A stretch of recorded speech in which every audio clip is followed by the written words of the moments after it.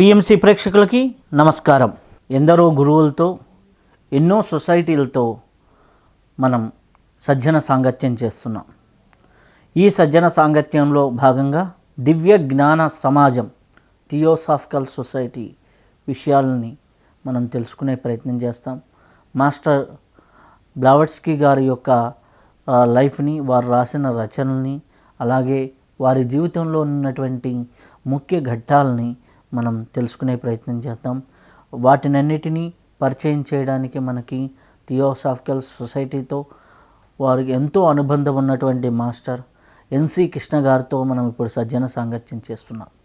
వారు సిఏగా అంటే chartered అకౌంటెంట్గా practice చేస్తూ, అలాగే ఎన్నో కార్పొరేట్ కంపెనీలకు పనిచేస్తూ, వారి 16వ ఏట నుంచే ఎన్నో దివ్యజ్ఞాన గ్రంథాలను అధ్యయనం చేసి, వారి తాతగారి ద్వారా ఇన్స్పిరేషన్ అయ్యి ఈ యొక్క దివ్యజ్ఞాన సమాజంలో వారు కొనసాగుతూ ఎంతోమందికి జ్ఞాన పిపాసకులకి ఈ యొక్క జ్ఞానాన్ని అందిస్తూ ఉన్నారు. వారితో సజ్జన సాంగత్యం చేద్దాం ఈరోజు. మన అందరి అదృష్టం. నమస్కారం గురు. నమస్తే అండి. అసలుకి దివ్యజ్ఞాన సమాజం ఉద్భవించింది అనే దానికంటే దాన్ని స్థాపించిన బ్లావట్స్కీ గారి యొక్క జననం ఎలా జరిగింది, ఆ జననం నుంచి థియోసాఫికల్ ఎలా స్టార్ట్ అయింది, ఈ రెండు విడదీయలేని విషయాలు. బ్లావట్స్కీ అలాగే దివ్యజ్ఞాన సమాజము, ఇవన్నీ కూడా కలిసి అర్థం చేసుకునే ప్రయత్నం మనం చేయాలి. ఒకరి ద్వారా ఇంకొకరు, బ్లావట్స్కీ గారి ద్వారా దివ్యజ్ఞాన సమాజము, దివ్యజ్ఞానము ప్రపంచానికి పరిచయం అయ్యాయి.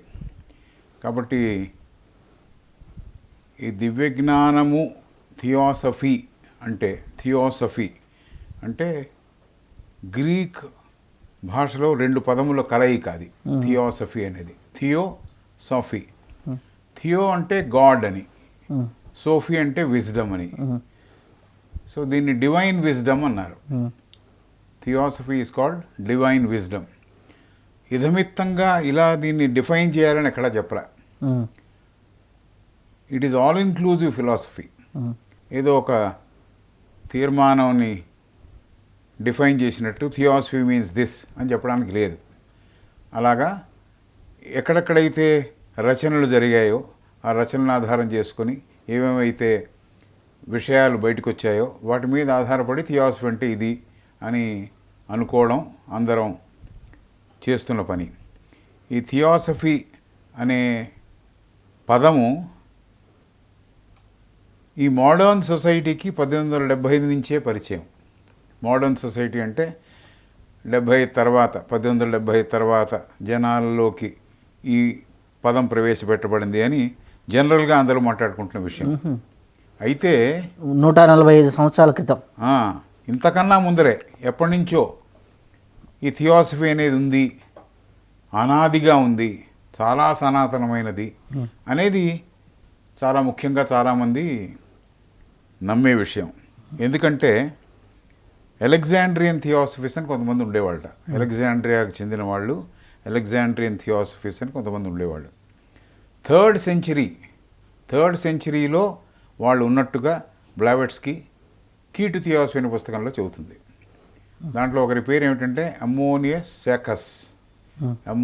సాకస్ అనే ఒక వ్యక్తి 3rd సెంచరీలోనే ఈ దివ్యజ్ఞానాన్ని గురించి చాలా పరిశ్రమ చేశాడు అని.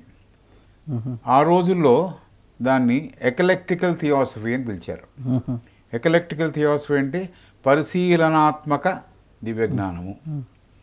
ఆ రోజుల్లో ఉండే మతాలన్నింటినీ కూడా ఒక తాటి మీదకి తెచ్చి వాళ్ళందరికీ మధ్యలో సమన్వయం చేకూర్చాలి అనే ఒక ప్రయత్నం చేసిన వాడు అమ్మోనియస్ సాకస్. అది 3rd సెంచరీలో జరిగింది అని. Is an old term, not a new term అనేది విషయం. 1875లోనే బయటకు వచ్చింది కాబట్టి, అప్పటి నుంచి ప్రాచుర్యంలోకి వచ్చింది కాబట్టి మనకి ఇప్పుడే తెలుసు కాబట్టి పాతది కాదేమో అనడానికి వీలు లేదు అనడానికి ఈ అమ్మోనియస్ సాకస్ ఎపిసోడ్. సో అలాగా 3వ సెంచరీ నుంచి కూడా ఇది ఉంది, ఈ విషయం, ఈ దివ్యజ్ఞానము లేకపోతే థియోసఫీ అనేది ఉంది. సో ఈవిడ మేడం బ్లావట్స్కీ అనే ఆవిడ 1831లో సదర్న్ పార్ట్ ఆఫ్ రష్యాలో పుట్టింది.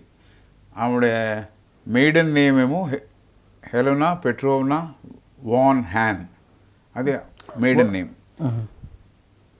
వాళ్ళ మదర్ ఏమో 1842లోనే పోయింది, బ్లావెట్స్కీ మదర్.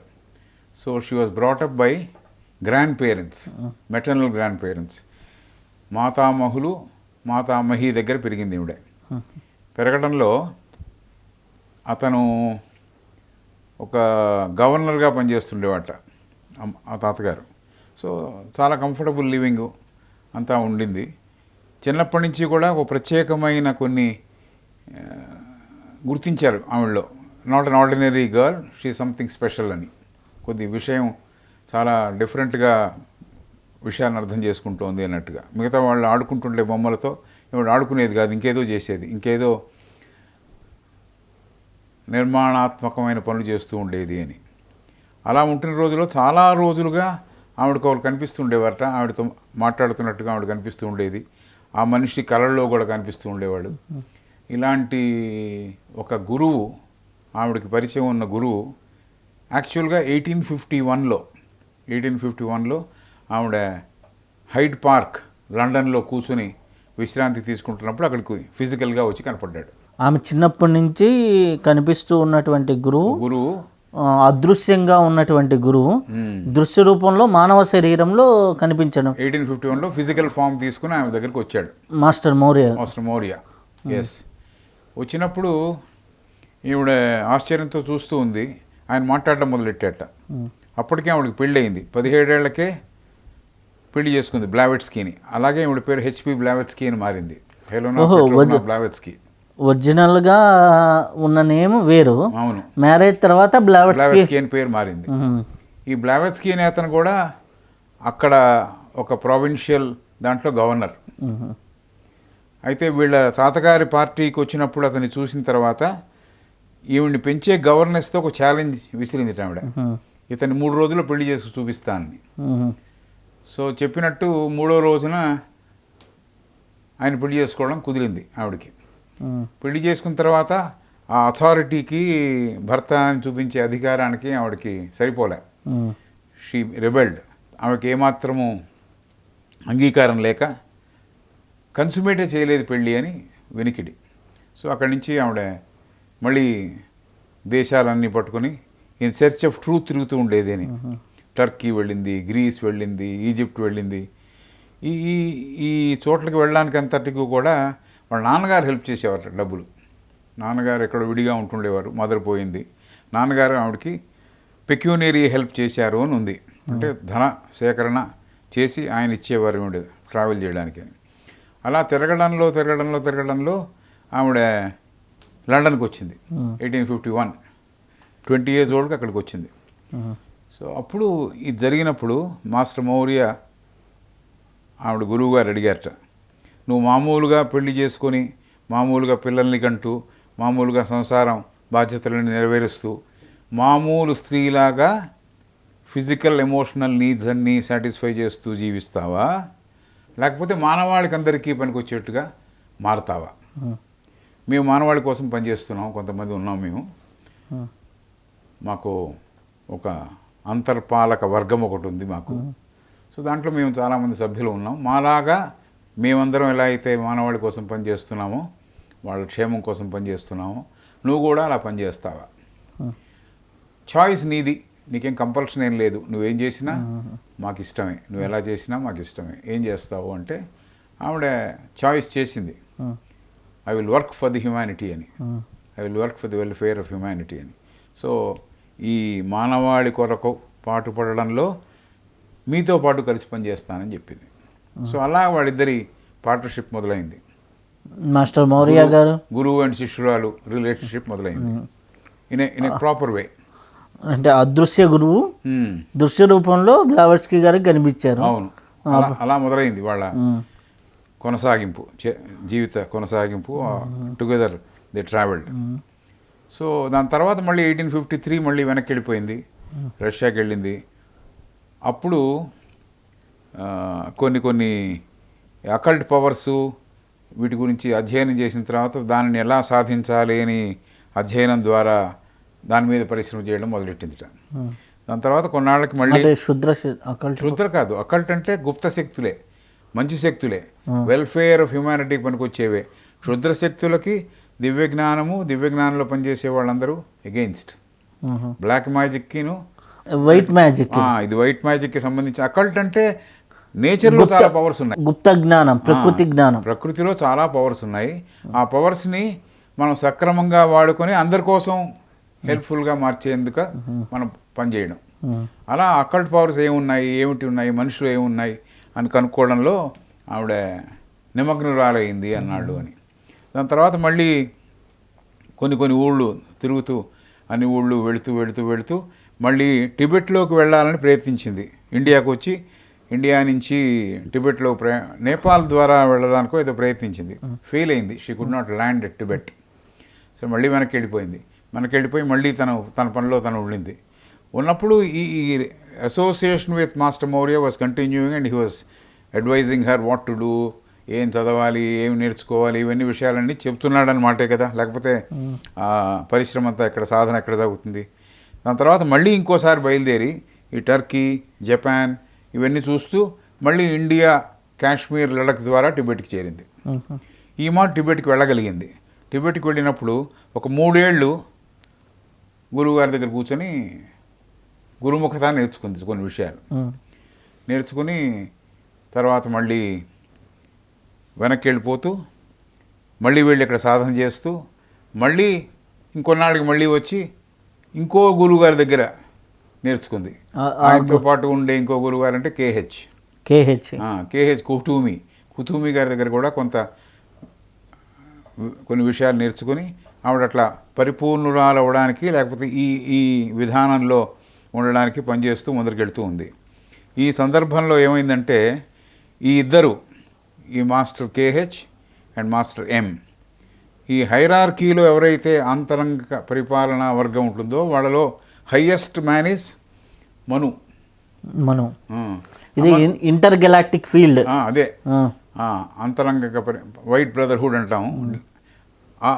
దాంట్లో వీళ్ళిద్దరు వెళ్ళి అడిగారట, మేము ఒక ఎక్స్పెరిమెంట్ చేయదలుచుకున్నాము, we want to propose this concept of oneness, ఏకత అనే దాన్ని మేము ఎక్స్పెరిమెంట్గా చేయదలుచుకున్నాము, కాబట్టి పర్మిషన్ ఇవ్వాల్సిందని అందరిని అడిగారు. అడిగితే వాళ్ళు పరిశీలించిన మీద ఏం చెప్పారంటే, డైరెక్ట్గా మీరు చేయడానికి వీల్లేదు, మీరిద్దరూ కలిసి కిందికి దిగి వెళ్ళి ఈ ఏకత మీద నేను ఎక్స్పెరిమెంట్ చేస్తానంటే కుదిరే పని కాదు, మీరు చేయడానికి వీల్లేదు. ఎవరినో ఇదని ఎన్నుకోండి, ఎంతమందిని ఎన్నుకొని వారి ద్వారా ప్రాచుర్యం లేకపోతే దీని ప్రోపగాండా చేయండి అని చెప్పారట. అప్పుడు they went round looking for people suitable to start this organisation. దివ్యజ్ఞాన సమాజం అనేది మొదలు పెట్టడానికి కావలసిన నిస్వార్థపరులను వెతకడంలో నిమగ్నం అయ్యారు అని. వాళ్ళు మాస్టర్స్ ఒక చోట చెప్తారు, these were not the best people available to us అని. They were not the best people among the people, the best. They were not the best అంటే ఇక ఇంకా బెస్ట్ ఎలా ఉండాలో మనకు తెలియదు. ఉన్న వాటిలో వాళ్ళు చూస్ చేసిన వాళ్ళు వీళ్ళిద్దరు, బ్లావర్స్కీ గారు, ఆల్కాట్ గారు, స్టీల్ ఆల్కాట్ అని అమెరికన్, వీళ్ళిద్దరిని చూస్ చేశారు. దాంట్లో ఉండాల్సిన వాళ్ళకి అర్హతలు ఏమిటంటే నిస్వార్థంగా పనిచేయగలగడం, లోక కళ్యాణం కోసం పనిచేయగలగడం. ఈ రెండు కావాలి. వాళ్ళ కోసం వాళ్ళు పనిచేయడం తగదు, పేరు కోసం పనిచేయడం తగదు, రికగ్నిషన్ కోసం పనిచేయడం తగదు. కేవలం మానవాళి కొరకు, మానవాళి క్షేమం కొరకు, మానవ కళ్యాణం కోసం పనిచేయాలి. అలాగే అన్సెల్ఫిష్గా ఉండాలి, నిస్వార్థత, కంప్లీట్గా నిస్వార్థతో ఉండాలి. అలా ఎక్కడెక్కడ వెతికారో మరి వీడిద్దరు దొరికారు. ఒక రష్యా, ఒక అమెరికన్. రష్యా లేడీ ఈవిడే, American lawyer come also a military man, colonel ఆయన ఆల్కాట్, హెన్రీ స్టీల్ ఆల్కాట్. వీళ్ళిద్దరిని చూస్ చేశారు. ఆయన 1832లో పుట్టినట్టున్నారు, ఈమె 1831లో పుట్టింది. ఈమె 12th ఆగస్టులో పుట్టింది, ఆయన 1st ఆగస్ట్ పుట్టాడు. దాదాపు contemporaries the same year, 31, 32, August 1st, August 12th, అలాగా వీళ్ళిద్దరు. దేవర్ Blavatsky is born on 12th August 1831, whereas he was born on 1st August 1832. ఇప్పుడు అతను కూడా ఆర్మీలో పనిచేశాడు, లాయర్గా ఉన్నాడు. అబ్రహాం లింకన్ యొక్క డెత్ అంతా కూడా ఎలా జరిగింది అని దాన్ని కూడా ఇన్వెస్టిగేట్ చేసిన అతను చాలా ఉన్నాయి అతనికి. సో అతను కూడా చాలా నిస్వార్థపరుడైన వాడు. వీళ్ళిద్దరినీ సపరేట్గా ఆయనకి కనపడి ఆయన న్యూయార్క్ వెళ్ళమన్నారు. ఈవిడికి డైరెక్ట్గా మౌర్య గారు వాళ్ళు చెప్పింది నువ్వు కూడా న్యూయార్క్ వెళ్ళు అని. So 1873 both were there in New York, but they did not come face to face. ఒకరికొకరు పరిచయం కాలే.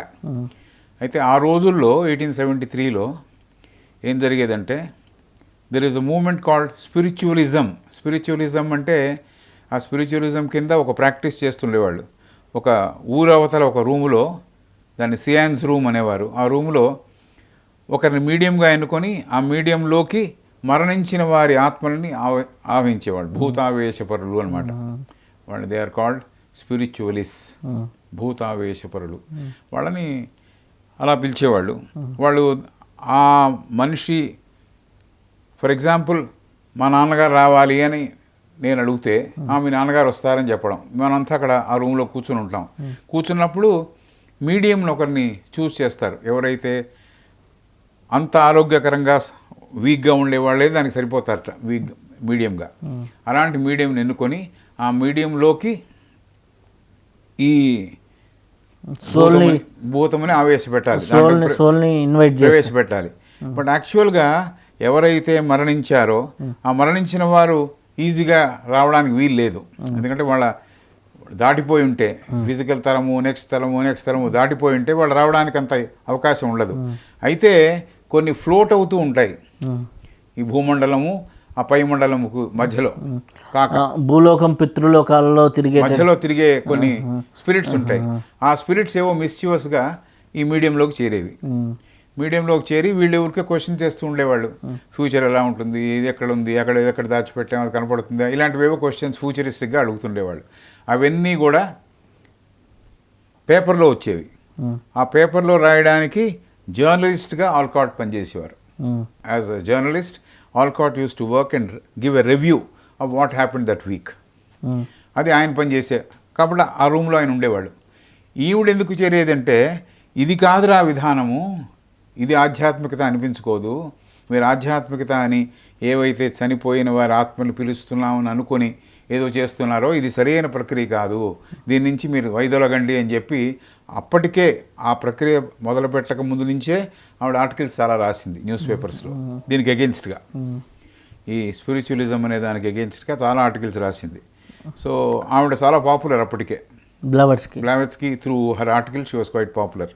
But she used to be also there in that room because trying to educate them, this is not the way అని చెప్పడంలో, లేకపోతే ఏది చేస్తే ఏమైనా create చేయొచ్చు అనేవి కూడా చేసి చూపించింది ఆవిడ వాళ్ళందరికీ. ఎలా క్రియేట్ చేయడం, ఇది కాదు క్రియేట్ చేయడం అనేది అని సృష్టించడం, వస్తువులు సృష్టించడం, ఇలాంటివన్నీ చూపించింది ఆవిడ. సరే, అది అలా ఉంటుండగా ఈ సియాన్స్ రూమ్లో జరిగే ప్రక్రియల్ని చూస్తూ ఒకరోజు వీళ్ళిద్దరు మాట్లాడుకుంటున్నారు. ఆయనేమో రివ్యూ రాస్తున్నాడు, ఈమెనేమో ఇలా మాట్లాడుతోంది, ఇది కాదంటోంది. ఇవన్నీ వింటున్నా ఆయన ఏం చెప్పాడంటే ఆల్కాట్, మనమే కొత్త సొసైటీ స్టార్ట్ చేయకూడదా, ఏది సరి అయిన ఆధ్యాత్మికత అని చెప్పడానికి అని ఈయన మొదలెట్టేట. ఒక చిన్న నోట్ పంపించేట ఆవిడకి. పంపించిన తర్వాత దాని మీద ఆలోచించిన మీదట, ఎస్, దీనికోసమే నేను కూడా అమెరికాకి రావడం జరిగింది, సో మొదలెడదామని చెప్పి they floated this organization which was called the Theosophical Society on 17th November 1875 at New York. 1875, November 17th. They floated this organization. Alcott was the first president and Madam Blavatsky was the corresponding secretary. ఎవరెవరికైతే questions ఉంటాయో, ఎవరికైతే replies కావాలో, clarifications కావాలో వారు రాస్తే ఈవిడ reply చేసేది. That's why she was called the corresponding secretary. So ఆ ఇద్దరు, జడ్జ్ అని ఒక Irish lawyer, WQ Judge, William Quan Judge అని. జడ్జి గారి కూడా చాలా పుస్తకాలు ఉన్నాయి. చాలా ఉన్నాయి పుస్తకాలు. అంటే ఇదే ఈ మూమెంట్లో ఉన్నారు కాబట్టి ఆయన కూడా ఇవన్నీ రాశాడు పుస్తకాలు. థియాసఫీ మీద ఉన్నాయి, తర్వాత మిగతా వాటిలో భగవద్గీత మీద ఉంది ఆయన పుస్తకం. సో చాలా విషయాల మీద రాశాడు ఆయన కూడా, విలియం క్వాన్ జడ్జ్. ఈ ముగ్గురు కాకుండా ఇంకో 14 మంది, 17 మంది కలిసి they started this organisation called the Theosophical Society. దివ్య జ్ఞాన సమాజం అనేది అప్పుడు స్థాపింపబడింది. సో అప్పటి నుంచి మనకి మోడర్న్ ఎరాలో 19th సెంచరీలో ప్రతి 25 years of a last century something very important will happen అనేది ఒక నమ్మకం. సో 1875లో ఇది జరిగింది. So this is for the good of humanity అని అందరూ అనుకునేవారు. సో అట్లా ఈ సమాజం అటువంటి సందర్భాల్లో ఎప్పుడైతే స్పిరిచువలిజం గెయిన్ చేస్తోందో స్థాపింపబడిందని. ఇంకో రీజన్ ఏమిటంటే అక్కడ స్టార్ట్ చేయడానికి ఆ రోజుల్లో మెటీరియలిజం అంటే బాగా ఎక్కువైందని, భౌతికవాదం ఎక్కువైందని, భౌతికంగా సుఖాలు అనుభవించడం, లేకపోతే భౌతిక జీవితమే జీవితం అనుకోవడం, ఇవి చాలా ప్రగాఢంగా విశ్వసిస్తూ జీవితం సాగిస్తూ ఇప్పుడు ఉండేవాళ్ళు. ఇండియాలో కూడా ఎక్కువైనాయి. ఇప్పుడు ఎక్కువైంది, ఎందుకంటే ఆ రోజుల్లో లేదు కాబట్టి. ఒరిజినల్గా అది వాళ్ళ ఆబ్జెక్ట్స్లో కూడా ఏమన్నారంటే ఈస్టర్న్ విజ్డమ్ని వెస్టర్నర్స్కి పరిచయం చేయడము అని. ఈస్టర్న్ విజ్డమ్ ఇక్కడ ఉన్న వాళ్ళందరికీ చాలా బాగా పరిచయం ఉన్న విజ్డమ్ని వెస్టర్న్ వాళ్ళకి ఆడియన్స్కి పరిచయం చేయాలి, ఇండియన్ జ్ఞానాన్ని ప్రపంచ జ్ఞానానికి పరిచయం చేయాలని మొదలెట్టారు. This is how the object was like that, to present diffuse the laws of nature and present the eastern wisdom to the western అని. లాస్ ఆఫ్ నేచర్, శాసనాలు చాలా ఉన్నాయి నేచర్లో, ప్రకృతిలో. ఈ శాసనములన్నీ కూడా ఒక పద్ధతిలో ఒక ప్లాన్ ప్రకారం పనిచేస్తున్నాయి. సో వీటిని పరిచయం చేయాలి. అలాగే ఈస్టర్న్ విజ్డమ్ని వాళ్ళకి పరిచయం చేయాలి. అంటే నేచర్ లాస్ని ప్రపంచానికి అందించాలి. అలాగే ఏషియన్ కల్చర్ ఏదైతే భారతీయ ఫిలాసఫీని అటు నేర్పించాలని కాన్సెప్ట్తో థియోసాఫీ అక్కడ మొదలెట్టారు. 1875లో మొదలెట్టారు. సో అరౌండ్ 1879 మళ్ళీ మాస్టర్స్ ఇంటర్వెన్షన్తో దిస్ ఆబ్జెక్ట్ గాట్ రీస్టేటెడ్. ఏదైతే ఆబ్జెక్ట్ ఉందో to explore the laws of nature and present the eastern wisdom to the western audience అనే దాన్ని రివైజ్ చేశారు. ఏమిటి దేనికోసం మొదలెట్టారు వాళ్ళు? వన్నెస్ అనే దాన్ని ఎక్స్పెరిమెంట్ చేస్తామన్నారు వాళ్ళు. ఏకత ఉంది సృష్టిలో, ఆ ఏకతని అందరికీ బోధించాలని మేము ఉబలాట పడుతున్నాం, కాబట్టి మాకు పర్మిషన్ ఇవ్వండి అని అడిగారు ఆంతరంగిక పరిపాలక వర్గాన్ని. కాబట్టి అది కదా వెళ్ళాలి ముందరం, ఇది కాకుండా ఇలా పెడదామని 1879లో they prevailed upon and change the objects. అప్పుడు ఈ ఆబ్జెక్ట్స్ ఇప్పుడు మన ప్రస్తుతం కనపడుతున్నట్టుగా ఉన్నాయి. The first object is to create a nucleus of universal brotherhood of humanity without distinctions of race, creed, color, sex and caste. That is the first one. To create a nucleus of universal brotherhood of humanity without distinctions of race, creed, caste, color, all those man-made differences ఏవైతే ఉన్నాయో అవి లేకుండా ఒక సమాజ నిర్మాణం జరగవలే. అలాగే విశ్వమానవ సౌభ్రాతృత్వము అనేది నెలకొల్పబడాలి. దాంట్లో ఈ డిఫరెన్స్ ఏమి ఉండకూడదు.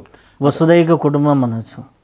రైట్, అదే దాని కరెక్ట్. అది వసుదైక కుటుంబం అనేది ఏర్పడాలి. ఏ తారతమ్యాలు, మనుషులకి కనిపించే తారతమ్యాలు ఏవి దాంట్లో ఉండకూడదు. సమసమాజం స్థాపన.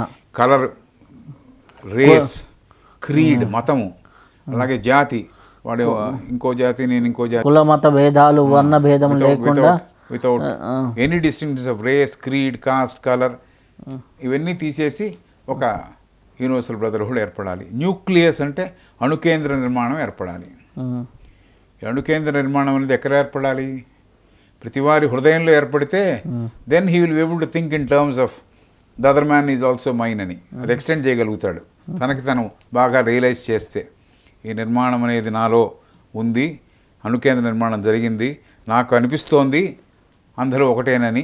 కాబట్టి you can extend it to others also can join me. ఆ విశ్వమానవ సౌభ్రాతృత్వం అనే అణుకేంద్ర నిర్మాణము ఎవరి హృదయాల్లో వాళ్ళు ఏర్పరచుకోవాలి అనేది ఫస్ట్ ఆబ్జెక్ట్గా మొదలైంది. తర్వాత సెకండ్ ఆబ్జెక్ట్ దాని కొరాలరీగా ఏం పెట్టారంటే to encourage study of comparative religion, philosophy and science. To encourage comparative study of religion, philosophy and science. కాబట్టి ఈ అట్లా విశ్వమానవ సౌభ్రాతృత్వం ఏర్పడాలంటే వేరే వేరే మతాలు పాటిస్తున్న వాడిని నా వాడిగా అనుకోవాలంటే అతని మతం గురించి నాకు తెలియకపోతే అతనితో ఎలా ఏకీభవిస్తా? కాబట్టి to encourage comparative study of religion, philosophy and science.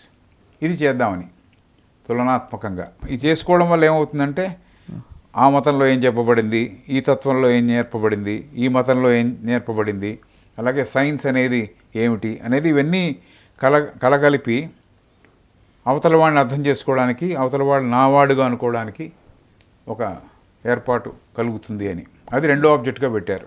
Okay sir. Second point వచ్చేసి కంపారిటివ్ స్టడీ గురించి. రైట్. థర్డ్ పాయింట్ వచ్చేసి to explain the unexplained laws of nature and powers latent in man.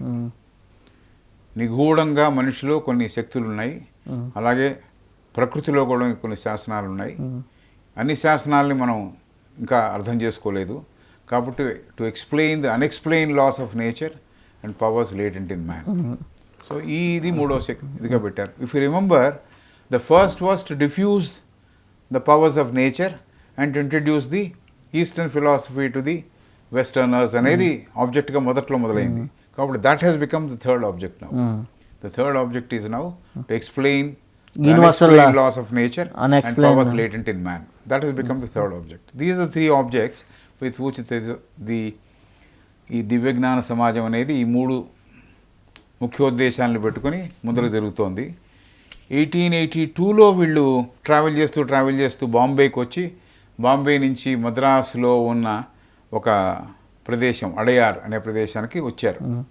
Adyar అనే ప్రదేశంలో చాలామంది తెలుగు వాళ్ళు కూడా కలిసి, చాలామంది తెలుగు వాళ్ళు అప్పుడున్న చన్నపట్నంలో తెలుగు వాళ్ళు చాలామంది ఉండేవాళ్ళుగా, వీళ్ళందరూ వాళ్ళకి సహాయం చేసి అప్పు ఇప్పించి అక్కడ ఉన్న 13 ఎకరాల జాగా కొనిపించారు వీళ్ళ చేత. అది ఇంటర్నేషనల్ హెడ్ క్వార్టర్స్గా మారింది. దాని పాత పేరు హడిల్టన్ గార్డెన్స్ అని ఉండేది. ఇప్పుడు దివ్యజ్ఞాన సమాజం ఇంటర్నేషనల్ హెడ్ క్వార్టర్స్ అడయార్లో అదే ప్రదేశంలో ఉంది. దాని తర్వాత యాన్ బెసెంట్ వచ్చిన తర్వాత 13 ఎకరాలు కాస్త 300 ఎకరాలకు చేరింది. ఆవిడ చాలా ఎక్స్పాండ్ చేసింది ఎస్టేట్ ఆఫ్ ల్యాండ్ని. సో అట్లాగా ఇంటర్నేషనల్ హెడ్ క్వార్టర్స్ అక్కడ ఏర్పాటు చేయబడింది. అక్కడే ఇంటర్నేషనల్ హెడ్ క్వార్టర్స్ హాల్ ఉంది. Library which started by Allcott, international library, అది కూడా దాంట్లోనే ఆ బిల్డింగ్లోనే ఉండేది. ఇప్పుడు దానికి ప్రత్యేకంగా ఇంకో బిల్డింగ్ ఉంది. తర్వాత ఈ దివ్యజ్ఞాన సమాజము ప్రస్తుతం 56 దేశాలలో సెక్షన్స్గా ఉంది. సెక్షన్స్ కింద ఫెడరేషన్స్ ఉంటాయి, ఫెడరేషన్స్ కింద లాడ్జెస్ ఉంటాయి. So for example in Telangana we have Rayalaseema theosophical federation. అంటే మొన్నటి దాకా రాయలసీమలో ఉండేవి అలాగే తెలంగాణలో ఉండేవి కలిసి ఒక ఫెడరేషన్, ఒక సమాఖ్యగా ఉండేవి. కాబట్టి ఆర్టీఎఫ్ అంతా కలిసి రాయలసీమ థియోసాఫికల్ ఫెడరేషన్ అనేది ఒక సమాఖ్య. దాని కింద వేరియస్ లాడ్జెస్ ఉంటాయి. ఇప్పుడు 14-15 లాడ్జెస్ ఇక్కడే ఉన్నాయి ఆర్టీఎఫ్లో భాగంగా. ఈ ఊళ్ళోనే 6-7 లాడ్జెస్ ఉన్నాయి. అంటే బ్రాంచెస్. ఎస్, లాడ్జ్ అంటారు కానీ it's a branch where people lodge themselves to study theosophy. They lodge to study theosophy. That's why it's called a lodge. హైదరాబాద్లో కూడా సెంటర్స్, హైదరాబాద్లో ఉన్నాయి. హైదరాబాద్లో ఉంది, సికింద్రాబాద్లో ఉంది, అమ్ముగూడలో ఉంది, అలాగే చాలా చోట్ల ఉంది. మల్కాజ్గిరిలో 2 ఉన్నాయి. మల్కాజ్గిరిలో ఒకటి, ఆ పక్కన ఉండే ప్రశాంత్ నగర్ కాలనీలో ఒకటి. అట్లా మోర్ దెన్ 5-6. చింతన ఒక లాడ్జ్ ఉంది సఫిల్గూడలో. సో 6 or 7 విజయనగర్ లాడ్జ్ అని ఒకటి ఉంది. అలాగా more than 7-8 lodges are there in city itself, branches. So వీళ్ళు అక్కడ ఏం చేస్తారంటే అధ్యయనం చేయడం, థియాసఫీ అధ్యయనం చేయడం, దివ్యజ్ఞానం అధ్యయనం చేయడం, చేసిన దాన్ని బాగా అర్థం చేసుకునే ప్రయత్నం చేయడం, అధ్యయనం చేసిన తర్వాత దాన్ని నిధిధ్యాసలో పెట్టి లేకపోతే ధ్యానంలో పెట్టి జీవితంలో ఆ సారంతో జీవించే ప్రయత్నం చేయడం, అది చేస్తూ ఉంటారు. కాబట్టి ఈ ఫిలాసఫీ అంతా కూడా మనకు తెలిసింది. ఒకటి, మాస్టర్స్ 2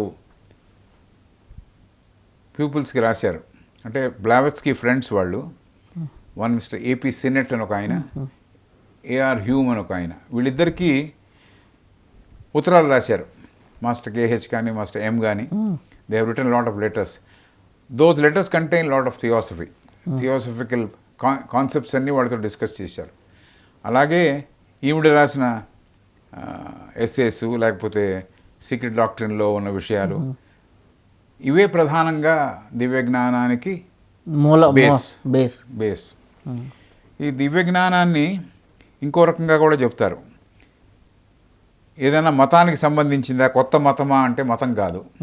మీ మతాన్ని మీరు బాగా పాటిస్తూ, మీ మతాన్ని కంప్లీట్గా అర్థం చేసుకుంటూ, ఇతర మతాలని కూడా అర్థం చేసుకుని కంపేర్ చేస్తూ తులనాత్మకంగా అర్థం చేసుకోవడమే పని. కాబట్టి మీ మతాన్ని వదిలేయక్కర్లా. అలాగే ఇది ఇంకో మతం కాదు కాబట్టి ఆ మతాన్ని వదిలేసి ఈ మతంలో చేరాలని ఏం లేదు. అయితే థియాసఫీ ఏం చెబుతుందంటే, ఏదైనా మతము సూపర్స్టిషన్స్, డాగ్మాసు లేకుండా, ఒకవేళ ఏదైనా ప్రాక్టీసెస్ ఏమన్నా ఉంటే అది అర్థం చేసుకోకుండా ఉన్న ప్రాక్టీసెస్ అయితే, బేస్డ్ ఆన్ ఎవరో చెప్పారు కాబట్టి చేస్తున్నాం, నాకు ఎందుకు చేస్తున్నాం నాకు తెలియదు అనే ప్రాక్టీసెస్ కొన్ని ఉంటాయి కొన్ని మతాలలో. అలాంటివన్నీ తీసేసి, అలాంటి కోరల్ని పీకేస్తే మిగిలేది స్వచ్ఛమైన మతం. అలాంటి మతాలని మేము స్వాగతిస్తామని చెబుతారు. కాబట్టి అలా మతాలనే స్వాగతిస్తాము. ఈ ఫ్యానిటిజం ఉన్నది ఏదైతే, ఎక్కడైతే మనం మతమౌఢ్యం ఉన్నదో దాన్ని హర్షించరు, అంత బాగా యాక్సెప్ట్ చేయరు. వాళ్ళని కన్వర్ట్ చేద్దామని కూడా ట్రై చేయరు. అవసరం లేదు. ఎందుకు కన్వర్ట్ చేయాలి? వాళ్ళకి ఇష్టం ఉంటే, అర్థం చేసుకుంటే, ఆలోచించిన మీదట వాడు సరి అనుకుంటే చేరచ్చు. అంతేగాని there is no question of compulsion to join ఏం లేదు, ఎక్కడా లేదు, ఇప్పటికీ లేదు. అది ఒకటి. అందుకనే దీన్ని, ఈ పర్టికులర్ థియాసఫీని విజ్డమ్ రిలీజన్ అని కూడా అన్నారు. Wisdom religion. అంతకుముందు మనం మాట్లాడుకున్నది ఏమిటంటే, theos is god, sophy is wisdom. కాబట్టి డివైన్ విజ్డమ్ అని చెప్పాం. Now we are saying it is wisdom religion, జ్ఞానముతో కూడిన మతము. So if you can imagine, ఒక నదీ ప్రవాహం జరుగుతోంది. ఆ నదీ ప్రవాహంలో ఎప్పుడు డిస్టర్బ్ కాకుండా కింద బెడ్ అలాగే ఉంది. నదీ గర్భం ఏమి డిస్టర్బ్ కాకుండా ఆ బెడ్ ఎప్పుడు అలాగే ఉంది. ఆ పైన వాటర్ మటుకు వస్తోంది, మళ్ళీ కొత్త వాటర్ వస్తోంది, పాత వాటర్ పోతోంది, కొత్త వాటర్ వస్తోంది, పాత వాటర్ పోతోంది. అలాగా ఈ మతాలన్నీ కూడా మానవాళి అవసరాలను బట్టి ఎప్పటికప్పుడు కొత్త మతాలు వచ్చాయి, ఒకటే సోర్స్ నుంచి. ఆ సోర్స్ విజ్డమ్ రిలీజన్. ఆ మూలం ఏమిటంటే విజ్డమ్ రిలీజన్, జ్ఞానముతో కూడిన మతం అని. అంటే సిచ్యువేషన్ బట్టి వచ్చినాయి కానీ, రూపాలు వచ్చినాయి కానీ, బేస్ మటుకు ఒకటే అని చెప్పే ప్రయత్నము. అదే థియాసఫీ అని. విజ్డమ్ రిలీజన్ ఇస్ థియాసఫీ అని కూడా డిఫైన్ చేస్తారు. డెఫినేషన్స్ లేవన్నాం కదా. డివైన్ విజ్డమ్ అని ఒక మెథడ్ అయితే, విజ్డమ్ రిలీజన్ అనేది ఇంకో మెథడ్ ఆఫ్ సేయింగ్. ఈ విజ్డమ్ రిలీజన్ అనేది ఆ కింద ఉండే నదీ గర్భం లాంటిది, పైన వెళ్ళే అవన్నీ మతాలలాగా. ఎప్పుడెప్పుడైతే కొత్త మతాలు వచ్చాయో ఆ మతాలన్నీ ఎసెన్స్లో ఒకటే. ఎవరైతే మొదలుపెట్టిన వాళ్ళు కాకుండా తర్వాత ప్రాచుర్యంలోకి తీసుకొచ్చిన వాళ్ళు, వాళ్ళ ఇంటర్ప్రిటేషన్స్తో, వాళ్ళ యొక్క విధి విధానాలలో మార్పులు తెచ్చి ఈ మతాలకు వేరే వేరే రూపు కల్పించారు. In essence Christianity, in essence as propounded by Christ is good, as propounded by Muhammad is good, as proposed by Sanatana Dharma, by the old sages, it is good. Tolerance అక్కడ ఉంది, లవ్ క్రిస్టియానిటీలో ఉంది, అందరితో పంచుకోవాలనే concept ముస్లిమ్స్లో ఉంది. కాబట్టి అన్నీ ఒకటే, సారాలన్నీ ఒకటే. అయితే తర్వాత వచ్చిన వాళ్ళు, తర్వాత మత ప్రవక్తలనండి, లేకపోతే మత గురువులనండి, వాళ్ళకి కావాల్సిగా దీన్ని మార్చుకున్నారు. కాబట్టి ఈ మతాన్ని ఎలాగైనా అన్ని చోట్ల విస్తరింప చేయాలనుకున్నారు. కాబట్టి వాళ్ళు వీటిలో కొంత భావజాలాన్ని మార్చేశారు, ఒరిజినాలిటీని మార్చేశారు. కాబట్టి ప్రాబ్లం వచ్చింది. కానీ అదర్వైజ్ అంతా ఒకటే. కాబట్టి థియాసఫీ ఈజ్ విజ్డమ్ రిలీజన్ అని చెప్పడం ఒక way of looking at things. అయితే ఇప్పుడు మనకి మాస్టర్ మౌర్య గారు కానీ ఇట్లాంటి వాళ్ళు మనకి ఇంటర్ గెలాక్టిక్ ఫీల్డ్ అని వాడుతూ ఉంటారు. అలాగే వచ్చేసి సిద్ధాశ్రమ యోగులు అంటారు. ఈ సిద్ధాశ్రమ యోగుల్ని ఇప్పుడు ఉన్నటువంటి దివ్యజ్ఞాన సమాజంలో ఈ యొక్క కనెక్టివిటీ ఇంకా ఉందా? ఒక సూత్రం ఉంది. ఎవరికైతే కనెక్షన్ ఉందో, ఎవరికైతే ఈ రిలేషన్షిప్ ఉందో, వాడు అనౌన్స్ చేయడానికి వీలు లేదని ఒక సూత్రం ఉంది. The minute I announce, if I suppose I have that contact, I announce it will stop with that. కాబట్టి ఎవరికైతే అది కొనసాగాలి అనుకుంటారో వాళ్ళు దాన్ని అనౌన్స్ చేయరు. ఇప్పుడు డెఫినెట్గా there are people who still in contact with that consciousness. It's a consciousness. అది ఒక రకమైన అత్యుత్తమమైన స్థితిలో ఉండే కాన్షియస్నెస్. మానవులుగా ఉన్నవాళ్ళే జన్మల తర్వాత ఆ పరిపూర్ణత్వ స్థితికి చేరారు కాబట్టి వాళ్ళు మాస్టర్స్ అన్నాం. ఆ మాస్టర్స్ ఇప్పటికీ కూడా they are working for the welfare of humanity కాబట్టి డెఫినెట్గా they are connected to the welfare of humanity. వాళ్ళకి నిస్వార్థపరులుగా ఉన్న జనాలు ఎలా కనిపిస్తారంటే, ఇక్కడ భూమి మీద జీవిస్తున్న నిస్వార్థపరులు ఎలా కనిపిస్తారంటే బెకన్ లైట్స్ లాగా కనిపిస్తారని, చాలా బాగా ఇంతమై కాంతితో కనిపిస్తున్న వాళ్ళలా కనిపిస్తారని, అన్సెల్ఫిష్గా ఉన్నవాళ్ళు. మిగతా వాళ్ళని వాళ్ళు చూడక్కర్లే, ఎందుకంటే they are still with whatever they feel is right in life. But ఈ నిస్వార్థపరులుగా ఉన్న వాళ్ళు ఆ పైనుంచి చూస్తున్న వాళ్ళకి అలా కనిపిస్తారు కాబట్టి వాళ్ళని చూస్ చేసుకుని వాళ్ళని పికప్ చేసి వాళ్ళతో కనెక్ట్ అవుతూ ఉంటారు అనేది సత్యం. అయితే ఇప్పుడు మనకి మాస్టర్ మౌర్య గారిని చాలామంది దేవాపి గారితో పోలుస్తారు.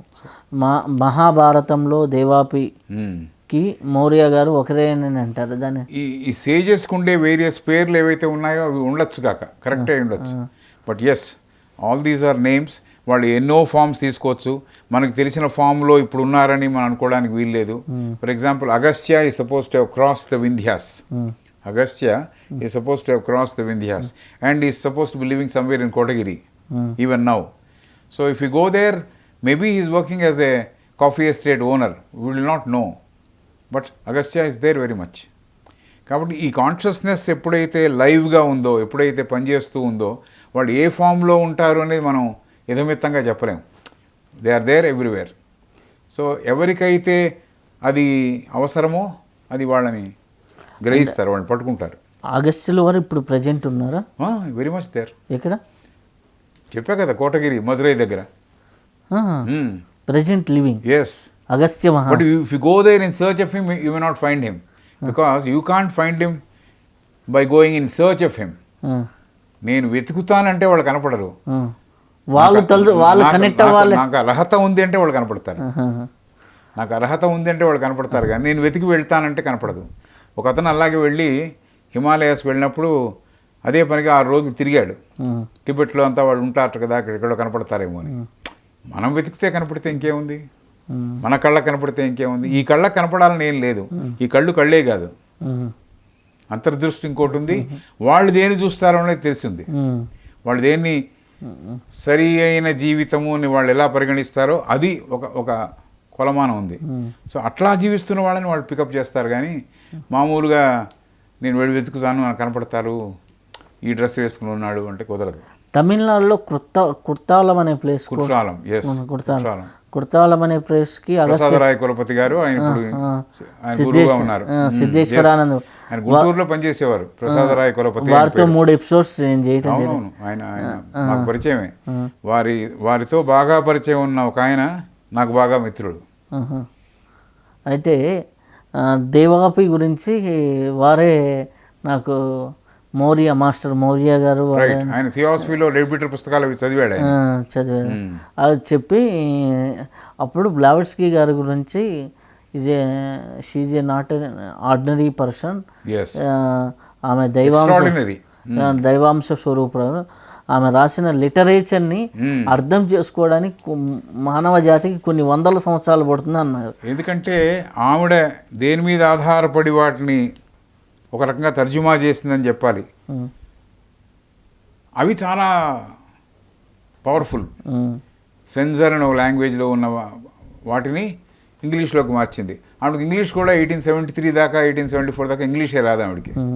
ఆల్కాట్ గారు హెల్ప్ చేశారు. అలాగే master KH helped with English.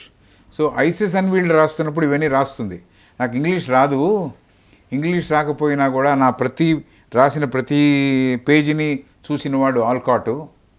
కాబట్టి ఆల్కాట్ కరెక్ట్ చేస్తున్నప్పుడు కొన్ని ఏమైనా తప్పులు దొరికాయేమో తెలియదు. ఎందుకంటే ఇది చాలా కన్ఫ్యూజింగ్గా తయారైంది ఈ గ్రంథము ఐసిస్ అన్వీల్డ్ అని ఆవిడే చెప్తుంది. ఇట్స్ ఫుల్ ఆఫ్ కన్ఫ్యూజన్ అని అంటూ అసలు ఈ సీక్రెట్ డాక్టర్ని రాయడానికి ఒక కారణం ఏమిటంటే దీన్ని బాగా క్లారిఫై చేద్దామని సీక్రెట్ డాక్టర్ మొదలెట్టింది. ఐసిస్ అన్వీల్డ్ అనే దాంట్లో చాలా విషయాలు చెప్పేశాను. ఆ విషయాలన్నీ చెప్పడంలో ఇంగ్లీష్ వచ్చి కొంత కొంత ఇంకెవడో వెరిఫై చేసి కొంత ఇంకోళ్ళు దాన్ని మార్చి కొంత రాశారు. దానిని ఎక్స్ప్లెయిన్ చేద్దాం, క్లారిఫై చేద్దామని ఐసిస్ అండ్ వీల్డ్ రాస్తుంటే, ఐసిస్ అండ్ వీల్డ్ అలా పక్కన పెట్టి సీక్రెట్ డాక్టర్ని రాస్తుంటే, Secret Doctrine itself became a big book by itself. దానిని క్లారిఫై చేయడానికి అని మొదలుపెట్టిన Secret Doctrine it became a book. చాలా పెద్ద గ్రంథం ఇదే అయిపోయింది. అలాగా దీనికి సంబంధం లేని గ్రంథంగా తయారైంది అది. కాబట్టి అలా సీక్రెట్ డాక్టర్ వచ్చింది అని. ఒరిజినల్గా it was meant to be A clarification of ISIS and wield, but that never was ఫైనల్గా అలా అవలా. అది మొదలు పెట్టేది ఒకటి, కాస్మాస్ అంటే డిజైన్ రాస్తుంటే ఇప్పుడు ఆవిడంతా ఎలా రాసిందంటే, మనం టెలివిజన్ ఛానల్లో న్యూస్ చదివేవాళ్ళు ఏదో ఎదురుగుండా కనిపిస్తుందో చదువుతారంటారు. అలాగా ఆవిడకి అంతా యాస్ట్రల్ రికార్డ్స్, ఆకాశిక రికార్డ్స్ అని అలా కనిపించేవిట. అవి చూస్తూ రాసేస్తూ ఉండేది ఆవిడ. ఏవేవి కావాలో అవి చూస్ చేసుకుని రాస్తూ ఉండేది. అన్నీ కనపడుతూ ఉండేవి ఆవిడకి. కేవ్ లైబ్రరీస్ అని ఉన్నాయి. ఇంట్రడక్షన్ ఆఫ్ సీక్రెట్ డాక్టర్లో చెబుతారు కేవ్ లైబ్రరీస్. అక్కడికి వెళితే మామూలు వాళ్ళు వెళితే మనకేం పుస్తకాలు కనపడవు. ఎవరికైతే కనపడాలో వాళ్ళకి వెళితే బోల్డెన్ పుస్తకాలు ఉన్నాయి దాంట్లో. Cave libraries. కేవ్ అంటే గుహలో ఉండే లైబ్రరీస్. అవి మామూలు వాళ్ళు వెళితే అవి గుహలాగానే కనిపిస్తాయి. అక్కడ లైబ్రరీ ఉంది. అవన్నీ ఆవిడ కనిపించాయి. ఆవిడ ఏ గ్రంథం కావాలంటే ఆ గ్రంథం తీసుకొని షీ కుడ్ యూజ్ ఇట్. అంటే మన ఇప్పుడు రాబోయే జనరేషన్కి ఏం కావాలో ఆ నోట్స్ secret.in రూపంలో రాసిందంట. డివైన్ ప్లాన్ చాలా పెద్దది. దైవీక ప్రణాళిక అనేది చాలా పెద్దది. ఇంత ప్రణాళికని ఆమె తిరిగి చూపించలా. ఆవిడకి కూడా పర్మిషన్ ఏది కొంతే చూపించని ఉంది. ఈ కొంతే ఎక్కువ అని చెప్పాడు స్వామి టి సుబ్బారావు. స్వామి టి సుబ్బారావు అని ఒక ఆయన కాంటెంపరీ ఉండేవాడు. సొసైటీలోనే ఉండేవాడు, మద్రాసులోనే ఉండేవాడు, ట్రిప్లికెన్లో ఉండేవాడు. ఆయన చెప్పాడు, చాలా ఎక్కువ చెబుతున్నావు నువ్వు వాళ్ళ గురించి, మాస్టర్స్ గురించి కూడా, అలాగే డివైన్ ప్లాన్ గురించి ఎక్కువ చెప్పేశావు అని. ఈ సీక్రెట్ డాక్టర్ని నేను ఎడిట్ చేస్తాను, నీకు హెల్ప్ చేస్తాను అన్న ఆయన, నువ్వు ఎక్కువ చేస్తున్నావు, నీతో ఉండనని చెప్పి మానేశాడు. ఆయన తెలుగు ఆయన స్వామి టి సుబ్బారావు. అంటే ఎక్కువ జనాలకి తెలిసిపోతుంది. అంటే అర్హత లేని వాళ్ళకి తెలిస్తే, అర్హత లేని వాళ్ళకి సీక్రెట్స్ వస్తే, if they misuse it will be a problem అని. కరెక్టే కదా. ఎవరికైనా అర్హత లేని వాళ్ళకి మనం ఏమైనా ఇస్తే, ఒక చిన్నపిల్లాడికి కత్తి ఇస్తే వాడు కత్తితో ఆడుకుంటాడో లేకపోతే ఇంకేమైనా చేస్తాడో తెలియదు కదా. ఈ విల్ హర్ట్ హిమ్సెల్ఫ్. కాబట్టి అలాగా ఈ పవర్స్ అన్నీ కూడా సరైన వాళ్ళకి, ఎలాగైతే మానవాళికి అందరికీ బాగుండాలని ఉపయోగించే వాళ్ళకి ఇస్తే పర్వాలేదు, అందరికీ తెలవకూడదు.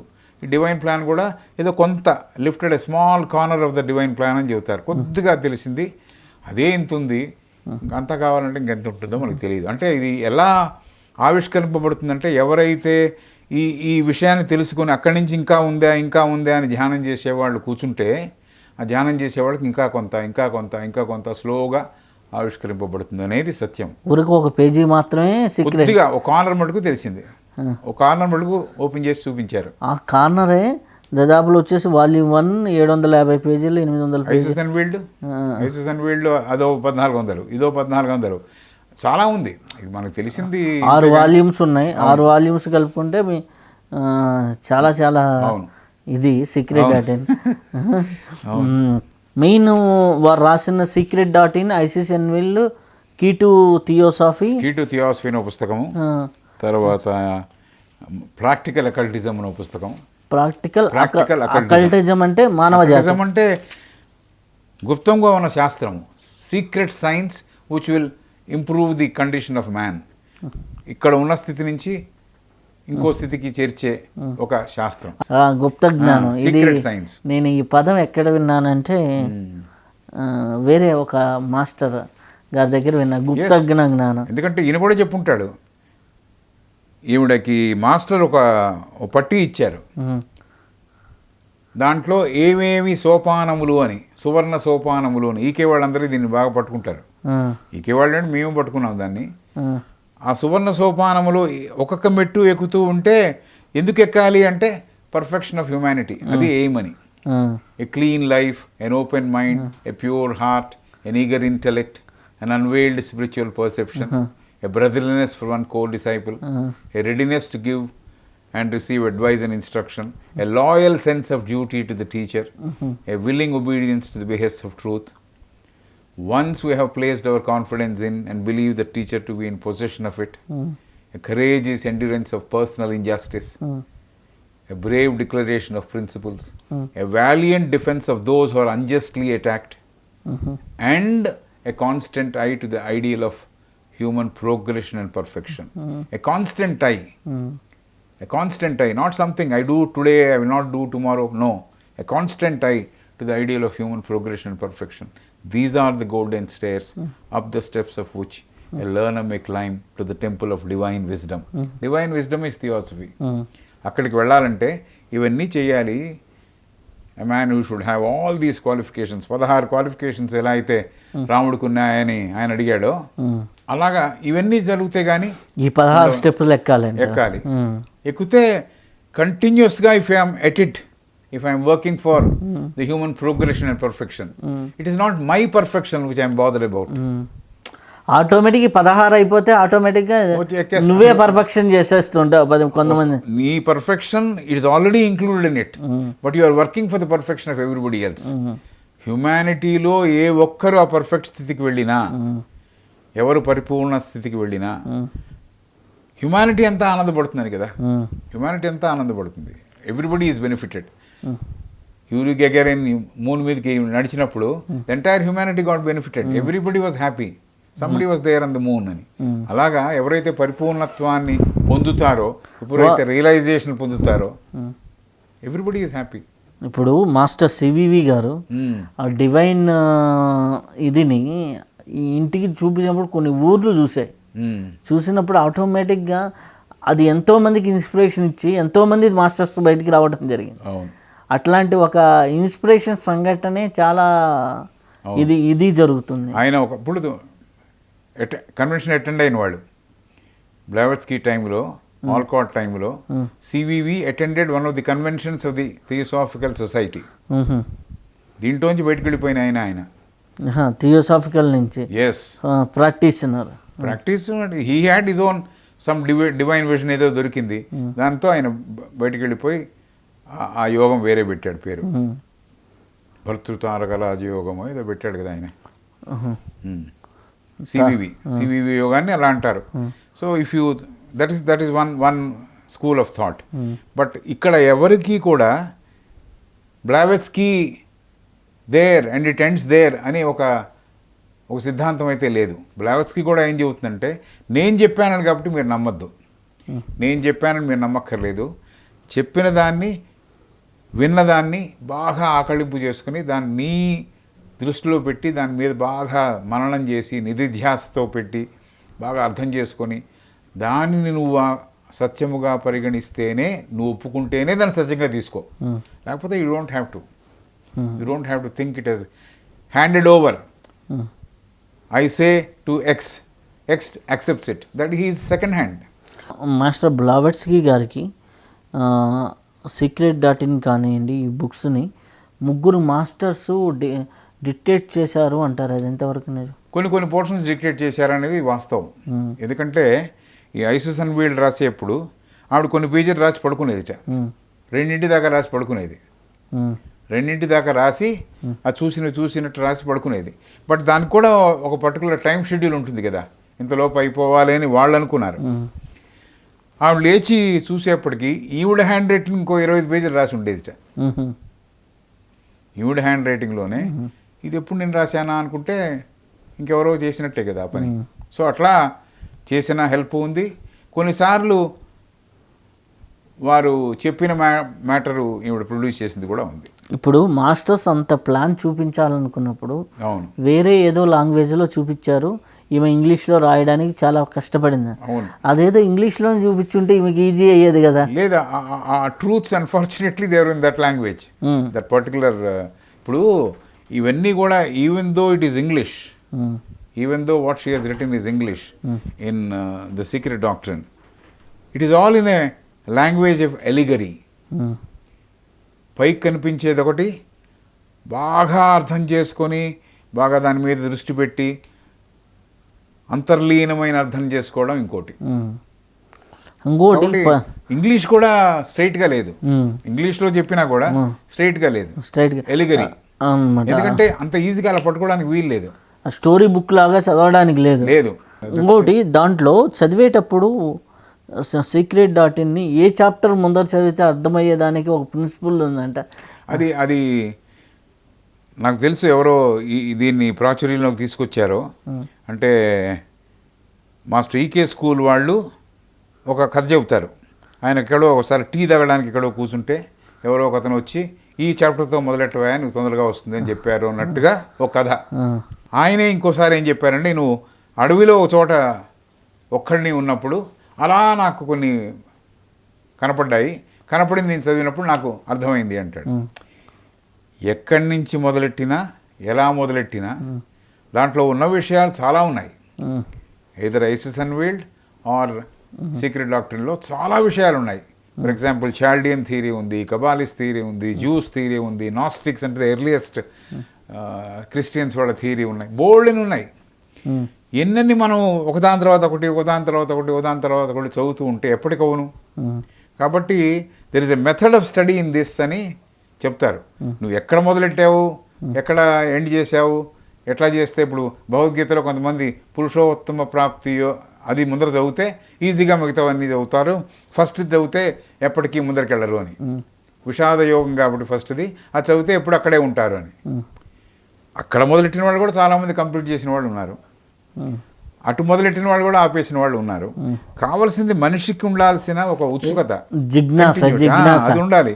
అది కాకుండా కేవలం నేను ఇక్కడ మొదలు పెడితే అదొక story which was there in చాలా మార్లు చెబుతుంటే నేను విన్నాను. But I know that gentlemen personally myself. I have talk to him once somewhere in 77 or 78 ఈకే గారితో మాట్లాడా. బట్ ఇది ఇలాంటివి మాట్లాడడం కుదరలేదు. But I know him quite well. But he uses to come to our place at Adyar where my grandfather uses to live. ఈయన గుంటూరులో ఎక్కడో ప్రొఫెసర్గానో లెక్చరర్గానో ఉండేవారు. He uses to come to the Theosophical Society Adyar in those days, 60s, 65, 64 ఆ టైమ్స్లో వస్తూ ఉండేవారు. దాని తర్వాత one of the members of the Theosophical Society helped him to go abroad. He is of course very talented, very scholarly man. EK is not an ordinary person, very scholarly. His father is a great professor in Vedas, and he also has studied Ayurveda, Vedas, homeopathy. ఒకటి కాదు, ఆయుర్వేదం first, but homeopathy as a means of service to humanity. That's what he picked up. It was given to him just like that. ఒక మనిషి అలా వస్తుంటే ఆయన ఏమిటో చెప్పేసేవాట. మా శ్రీకే గారు విధానం ఏమిటంటే 4 విధానాల్లో పెట్టాలి పేషెంట్స్ని. సిఫిలిస్ అని ఇంకోటి 4 విధానాలు ఉన్నాయి. ఆ వస్తుంటే వచ్చేవాడు ఏ విధానంలో సరిపోతాడో చూసేసి, అది అతను వస్తున్నాడు, అతని కంప్లైంట్ ఇది, ఈ మందు రాసేయండి అని చెప్పేసేవాడు. అతను నార్మల్గా అయితే వాళ్ళు కథలన్నీ విని, వాళ్ళు చెప్పిన పాయింట్స్ అన్నీ విని, వాళ్ళకి వచ్చిన జబ్బులన్నీ విని, వాళ్ళకి జరిగిన ఆపరేషన్స్ అన్నీ తెలుసుకొని అప్పుడు ఇవ్వాలి మందు. Homeopathy it's a big science by itself. The initial enquiry itself will take 1.5 hours minimum. ఇప్పుడు ఈ రోజుల్లో వాళ్ళు కూడా సిమ్టమాటిక్గా ఇచ్చేస్తున్నారు. ఈ రోజుల్లో symptomatic relief is what they are providing. But originally I also know certain doctors who uses to work at Chandigarh. నేను అక్కడ ఉంటున్నప్పుడు 1.5 years వాళ్ళకి అసిస్ట్ చేశాను నేను. ఉడికి just to know the philosophy of homeopathy. గంటన్నర సేపు అన్నీ కనుక్కునేవాడు. చిన్నప్పటి నుంచి ఏం గుర్తున్నప్పటి నుంచి ఏం వచ్చింది, ఏం కాలేదు, టైఫాయిడ్ వచ్చిందా, ఇంకోటి వచ్చిందా, ఏం మందులు వాడారు, సో ఏమేమి వాడిన మందులకి ఏం విరుగుడు వేయాలి అనేది ఫస్ట్ చేయాలి. దాని తర్వాత సరైన మందు పడాలి. బెలడోనా జ్వరానికి పనికొస్తుంది, ఒకళ్ళకి పనికొస్తుంది, ఇంకోళ్ళకి పనికిరాదు. కాబట్టి విధానం ఈజ్ అ కాంప్లికేటెడ్ విధానం in the sense you have to first identify him, ఏ విధానంలో ఇతను ఉంటాడు అనేది కనుక్కోవాలి హోమియోపతి. కాబట్టి ఇది it's a science by itself. దీంట్లో నుంచి వచ్చిందేగా, అలోపతి నుంచి వచ్చిందే అది. అయితే ఈకే గారు డైరెక్ట్ చూసేసి ఇతను ఈ విధానం వ్యక్తి అనేది, అంతటి రేస్ అనేది అది divine race. That's what is something which comes out of meditation and contemplation.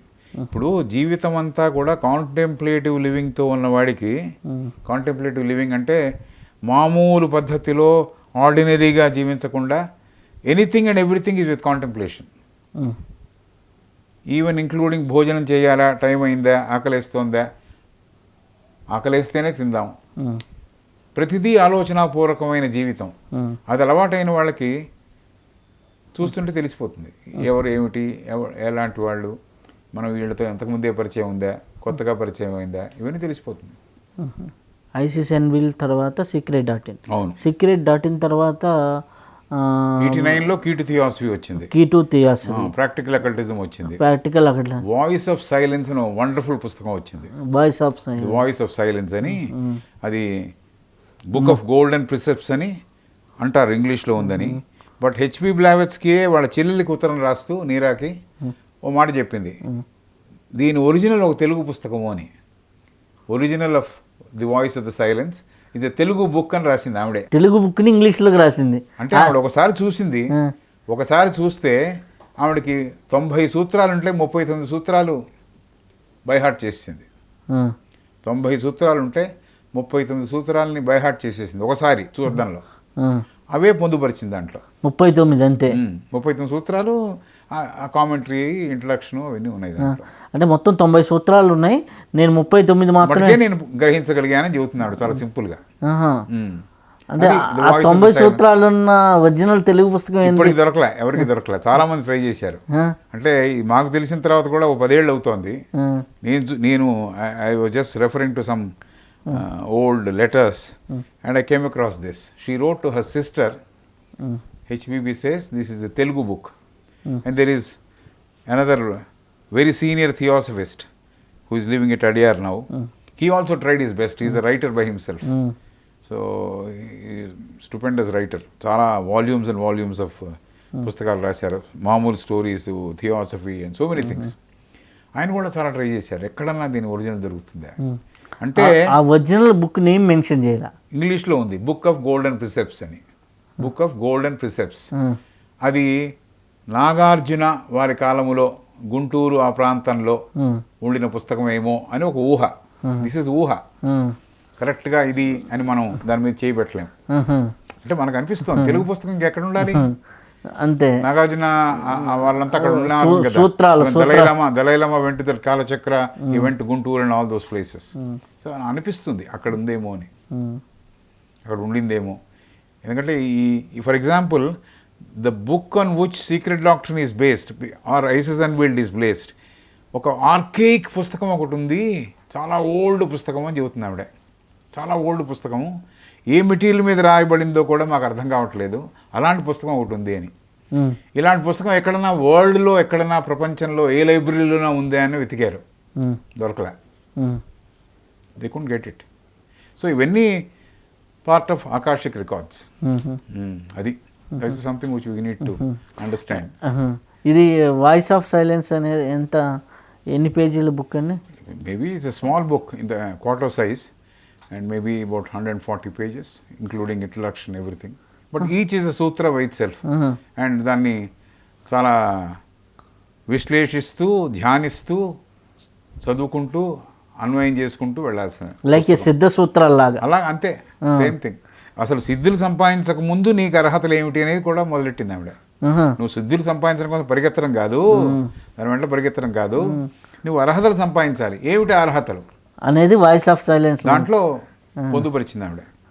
So it's a book which would help you to understand how to get that eligibility. అర్హత గురించి చాలామంది అడుగుతుంటారు, పొద్దున కూడా ఎవరు అడిగారు అర్హత అంటే ఏమిటి, ఎలా వస్తుంది, ఎలా తెలుసుకుంటాం. లోపల నుంచి తెలియాల్సిన విషయం అర్హత ఉందా లేదా నాకు. అయితే సార్ ఈ యొక్క బ్లావెట్స్కీ గారి రచనలు ఆ తర్వాత వాయిస్ ఆఫ్ సైలెన్స్ తర్వాత ఇంకేం లేవా? కలెక్టెడ్ రైటింగ్స్ అని 15 వాల్యూమ్స్ ఉన్నాయిట. ఈ బోరిస్ డి జిక్రాఫే దాన్ని కలెక్ట్ చేసి పెట్టాడు. తర్వాత సీక్రెట్ డాక్ట్రిన్ 2 వాల్యూమ్సే కాకుండా మేడం మ్యానీ బెసెంట్ ఆవిడ డ్రాయర్స్ అన్ని తీసి, because she was the person who was executing her will, Blavatsky గారి will. So she searched her drawers and so much of material was there which was not published. సో ఆవిడ కాలంలో ఏం చెప్పిందంటే 3rd volume 4th volume కూడా వస్తుంది అని చెప్పారు యానీ బెసెంట్ గారి టైంలో కూడా, బట్ రాలే బయటికి. బట్ 3rd వాల్యూమ్ అనేది కొన్ని అక్కడక్కడ ఇవన్నీ కలిపి ఒక 3rd వాల్యూమ్ వచ్చింది అని చెప్తారు. 3rd వాల్యూమ్ ఆవిడ రాయాలి, ప్రొడ్యూస్ చేయాలి అనుకున్న పుస్తకం ఒకటి యానీ బెసెంట్ గారి ద్వారా ఆవిడ రాసిన రచనలు కొన్ని సంకలనం చేసినవి ఉన్నాయి. ఇన్ఫ్యాక్ట్ ఆవిడ కూడా ఏముంటుంది బ్లావెట్స్కీ, ఇవన్నీ నేను రాశానని ఎప్పుడు చెప్పట్లేదు అంటుంది. I'm only a scribe. సంకలనకర్తను మాటుకే ఉమ్, చాలామంది ఉన్నారు దీని వెనకాల ఆథర్స్ అంటుంది. కాబట్టి she is very very humble, um, నమ్రతతో చెబుతుంది. నేనేమి చేయలేదు, ఇది చాలామంది ఉన్నారు దీంట్లో, దీని వెనకాల. నేను స్క్రైబ్ మటుకే, ఎందుకు చూస్తూ రాసింది కదా, ఉమ్, ఆకాశ రికార్డ్ చూస్తూ అలా రాసేసింది ఆవిడ. ఏమేమి కావాలో కనపడుతున్నాయి ఆవిడకి. ఇంకా వండర్ఫుల్ థింగ్ ఏమిటంటే ద హిస్టరీ ఆఫ్ ఇంట్రడక్షన్లో చెప్తాడు ఆయన, ఒక ఆయన, ఈవిడ ప్రతి చాప్టర్ ముందు పైన కొన్ని కొటేషన్స్ ఇస్తుంది. ఉమ్, ఆ కొటేషన్స్ ఒక దాంట్లో షేక్స్పియర్ కొటేషన్ అని చెప్పి ఆవిడ నిర్ధారణ చేసి ఒకటి రాసేసింది, షేక్స్పియర్ అని రాసేసింది. ఎవరైతే ఎడిట్ చేస్తారో, ఉమ్, ఎవరైతే దీన్ని సరి అనుకొని నిర్ధారించుకొని ప్రూఫ్ కరెక్ట్గా ఉందని అనుకొని సోర్స్ అని చూసి ఎవరిని అడగాలి, ఎడిటర్ని అడుగుతారుగా ఎక్కడి నుంచి పట్టుకున్నావా ఏది అని. కాబట్టి అతను వచ్చి అడిగేట ఆవిడ్ని, మీరు షేక్స్పియర్ అన్నారు, నాకు కనపడలేదు ఎక్కడ షేక్స్పియర్ రాసినట్టుగా, I'm not able to locate Shakespeare's verses ఇవి అని నాకు తెలియట్లేదు, ఏం చేయమంటారు, నీ కర్మ నువ్వు చూసుకో, నాకు తెలియదు అది షేక్స్పియర్ అందిట. ఉమ్, మళ్ళీ వెళ్ళి వెతికేట ఈయన, ఉమ్, మళ్ళీ కనపడలేదు, మళ్ళీ వచ్చేట, నేను చెప్పా కదా అది షేక్స్పియర్ అని నాకు తెలుసు, నువ్వు మళ్ళీ నా దగ్గరికి రాకు, వెళ్ళు అని చెప్పింది. ఇంకా ఇతను ఏం చేయాలో తెలియక ఒక కాలేజ్ లైబ్రరీకి వెళ్ళాట. కాలేజ్ లైబ్రరీకి వెళ్ళి ఆ లైబ్రరీతో అన్నట, ఇవి వర్సెస్, ఇవి షేక్స్పియర్ అని చెప్పి ఒక ఆథర్ చెబుతోంది, ఈ షేక్స్పియర్ వర్సెస్ లాగా ఉన్నాయా, నీకు ఎక్కడన్నా చూసిన గుర్తుందా అని ఆ కాలేజ్ లైబ్రరీని అడిగాడు. ఆ లైబ్రరీ ఏం చేశాడంటే చూసి, ఒక కాలేజ్ మ్యాగజైన్లో ఉంది ఇది, కాలేజ్ మ్యాగజైన్లో, యాన్యువల్ మ్యాగజైన్ ఒకటి వస్తుంది కదా కాలేజ్ తరఫున, ఆ మ్యాగజైన్లో ఉంది, this is a sonnet of Shakespeare, 14 lines sonnet, కాబట్టి దాంట్లో వర్డ్స్ ఇవి అని చెప్పాడు అతను. వెళ్ళి వెతికితే ఆ కాలేజ్ మ్యాగజైన్ దొరికింది, దాంట్లో ఇది కనపడింది. సో ఆవిడకి ఎలా కనపడ్డాయి ఇవి, మోస్ట్ ఆఫ్ దీస్ కొటేషన్స్ ఇవన్నీ అట్లా ఫ్లాష్ అయ్యాయి అంతే. ఆవిడ ఎక్కడ వెతికి పుస్తకంలోది అక్కడిది ఇక్కడిది ఈ రెలవెన్స్ ఉంది, ఇవన్నీ అలా ఏర్పడిపోయింది అంతే. She is divine, extraordinary power, as the other gentlemen has said, extraordinary. అయితే అడయార్లో ఇంటర్నేషనల్ థియోసాఫీ స్టార్ట్ అయిన తర్వాత, హెడ్ క్వార్టర్ స్టార్ట్ అయిన తర్వాత బ్లావట్స్కీ గారు ఇండియాలో ఎన్ని సంవత్సరాలు ఉన్నారు? 1882లో అక్కడికి వెళ్ళారు కదా, 1885 31st March she left India, Adyar. She left Adyar to went back to Germany. ఆ జర్మనీలో ఒక డచెస్ దగ్గర ఉన్నప్పుడు, ఒక రాణిగారి వాసములో జీవిస్తూ ఒక పర్టికులర్ విలేజ్ ఇన్ జర్మనీ, అక్కడ ఉంటూ ఈ సీక్రెట్ డాక్టర్ని కంప్లీట్ చేసింది. అక్కడ ఉంటున్నప్పుడు కూడా ఆవిడ సమక్షంలో, ఆవిడ ఇంకో రూమ్లో ఉంటుండగా మాస్టర్స్ వచ్చి ఆవిడతో మాట్లాడడం ఆవిడ వినింది. ఆ డచెస్ ఏదో somebody was talking to her అనేది తెలిసింది ఆవిడకి. అంటే మనకి ఇక్కడ ఉన్నా కూడా మనకు కనపడకపోవచ్చు, but she could hear somebody was conversing. And at that time also she was very very sick. Blavatsky was very sick. So the choice again was given to her. Would you like to complete this at the cost of your suffering? నీ suffering ఎక్కువ అవుతోంది, నువ్వు కష్టపడుతూ దీన్ని complete చేస్తావా, లేదు వచ్చేస్తామంటే నువ్వు complete చేయకుండా నువ్వు వదిలేస్తానంటే కూడా వదిలేయచ్చు, కమ్ చాయిస్ ఇస్ యువర్స్ అని చెప్పారు. అప్పుడు కూడా బాడీ వెకేట్ చేయొచ్చు, చేస్తానంటే చెయ్యి, లేదు కంప్లీట్ చేస్తానంటే చెయ్యి, ఏది చాయిస్ నీది. మొదటిది కష్టపడుతూ చేసావా అందరికీ పనికొస్తుంది, మానవాళి కోసం పనికొస్తుంది, లేదు నువ్వు వదిలేస్తానంటావా నీ ఇష్టం, అది కూడా మేము ఓకే చేస్తున్నాం. నేను అందరి కోసం పనిచేస్తాను. అప్పుడు కూడా 2 సార్లు చెప్పింది. మొదటిసారి 20 ఏళ్ళప్పుడు చెప్పింది, తర్వాత దాదాపు ఎండ్ ఆఫ్ ది లైఫ్లో 88లో 86లో 87లో చెప్పింది, అంటే అప్పుడు చేస్తాను మానవాళికి అని. అప్పటికి అంటే 65 70 చనిపోయేటప్పటికి 60 ఏళ్ళు ఆవిడకి. 91లో 60 years old. సో 86లో మేబీ 54 or 55 అంతే. 55 years, 60 years పోయింది ఆమె. 1831 1891 she passed away 8th May. మన 8th Mayనే ఆవిడ జరిగిపోయిన దినాన్ని అందరూ the whole Theosophical Society wherever they are they think about Blavatsky, especially the Theosophical Society Adyar and all the branches also think of her at that time because she is the teacher, primary teacher. మీకు ఒక ఆశ్చర్యకరమైన విషయం ఏంటంటే last 2 months నుంచి నేను అంటే search చేస్తున్న ఇంటర్వ్యూలని Mahodar Babaji, Blavatsky గారు, అలసివెల్లి and Djwal Kul Maharshi and Annie Besant Okay. ఈ ఇదిలోనే తిరుగుతున్నాయి. అలాగే ఏ కనెక్టివిటీ అని తెలియదు అసలుకి. అలా పర్వేయర్స్ ఆఫ్ ట్రూత్ కదా వీళ్ళందరూ, they are all purveyors of truth. 91లో బ్లావెట్స్కీ గారు వెళ్ళిపోయారు. అనిబిసెంట్ గారు థియోసాఫికల్ ఎలా కనెక్ట్ అయ్యారు? ఈవిడ పుస్తకం సీక్రెట్ డాక్టర్ ఏదైతే మనం మాట్లాడుకుంటున్నామో ఆ సీక్రెట్ డాక్టర్ని రివ్యూ చేయడానికి ఒక పబ్లిషర్ ఈవిడికి ఇచ్చాడు. న్యూస్ పేపర్లో రివ్యూ చేయడానికి యానీ బెసెంట్కి ఇచ్చాడు. Annie Besant, she has got her own background. She was an atheist to begin with, she was married to a clergyman, so many things అవన్నీ ఉన్నాయి. ఈ పుస్తకం చదివిన తర్వాత she went to Blavatsky, sat very close to her and said, would you take me as your disciple? అంటే ఈ పుస్తకం ఆకలింపు చేసుకున్న తర్వాత, చదివిన తర్వాత, రివ్యూ చేసిన తర్వాత ఆవిడ దగ్గరికి వెళ్ళి అడిగిందిట, will you take me as your disciple? She was taken as a disciple. That's how she joined the Theosophical Society. Blavatsky గారు ఈ యొక్క థియోసాఫికల్లో ఏదైనా ఇనిషియేషన్స్ ఇచ్చారా? ఆవిడ ఇనిషియేషన్స్ అనేది ఇచ్చారా అంటే ఒక ఆంతరింగిక స్కూల్ ఆఫ్ థియాసఫీ ఒకటి ఉంది. ఈ ఆంతరింగిక స్కూల్ ఆఫ్ థియాసఫీ, దాన్ని ఎసోటరిక్ స్కూల్ ఆఫ్ థియాసఫీ అని చెబుతాం. దాంట్లో కొన్ని అర్హతలు ఉంటేనే దాంట్లో ప్రవేశం ఉంటుంది. కాబట్టి అలాంటిది మొదలుపెట్టే ముందర she was about to start and she wrote to the president, I want to start this అని.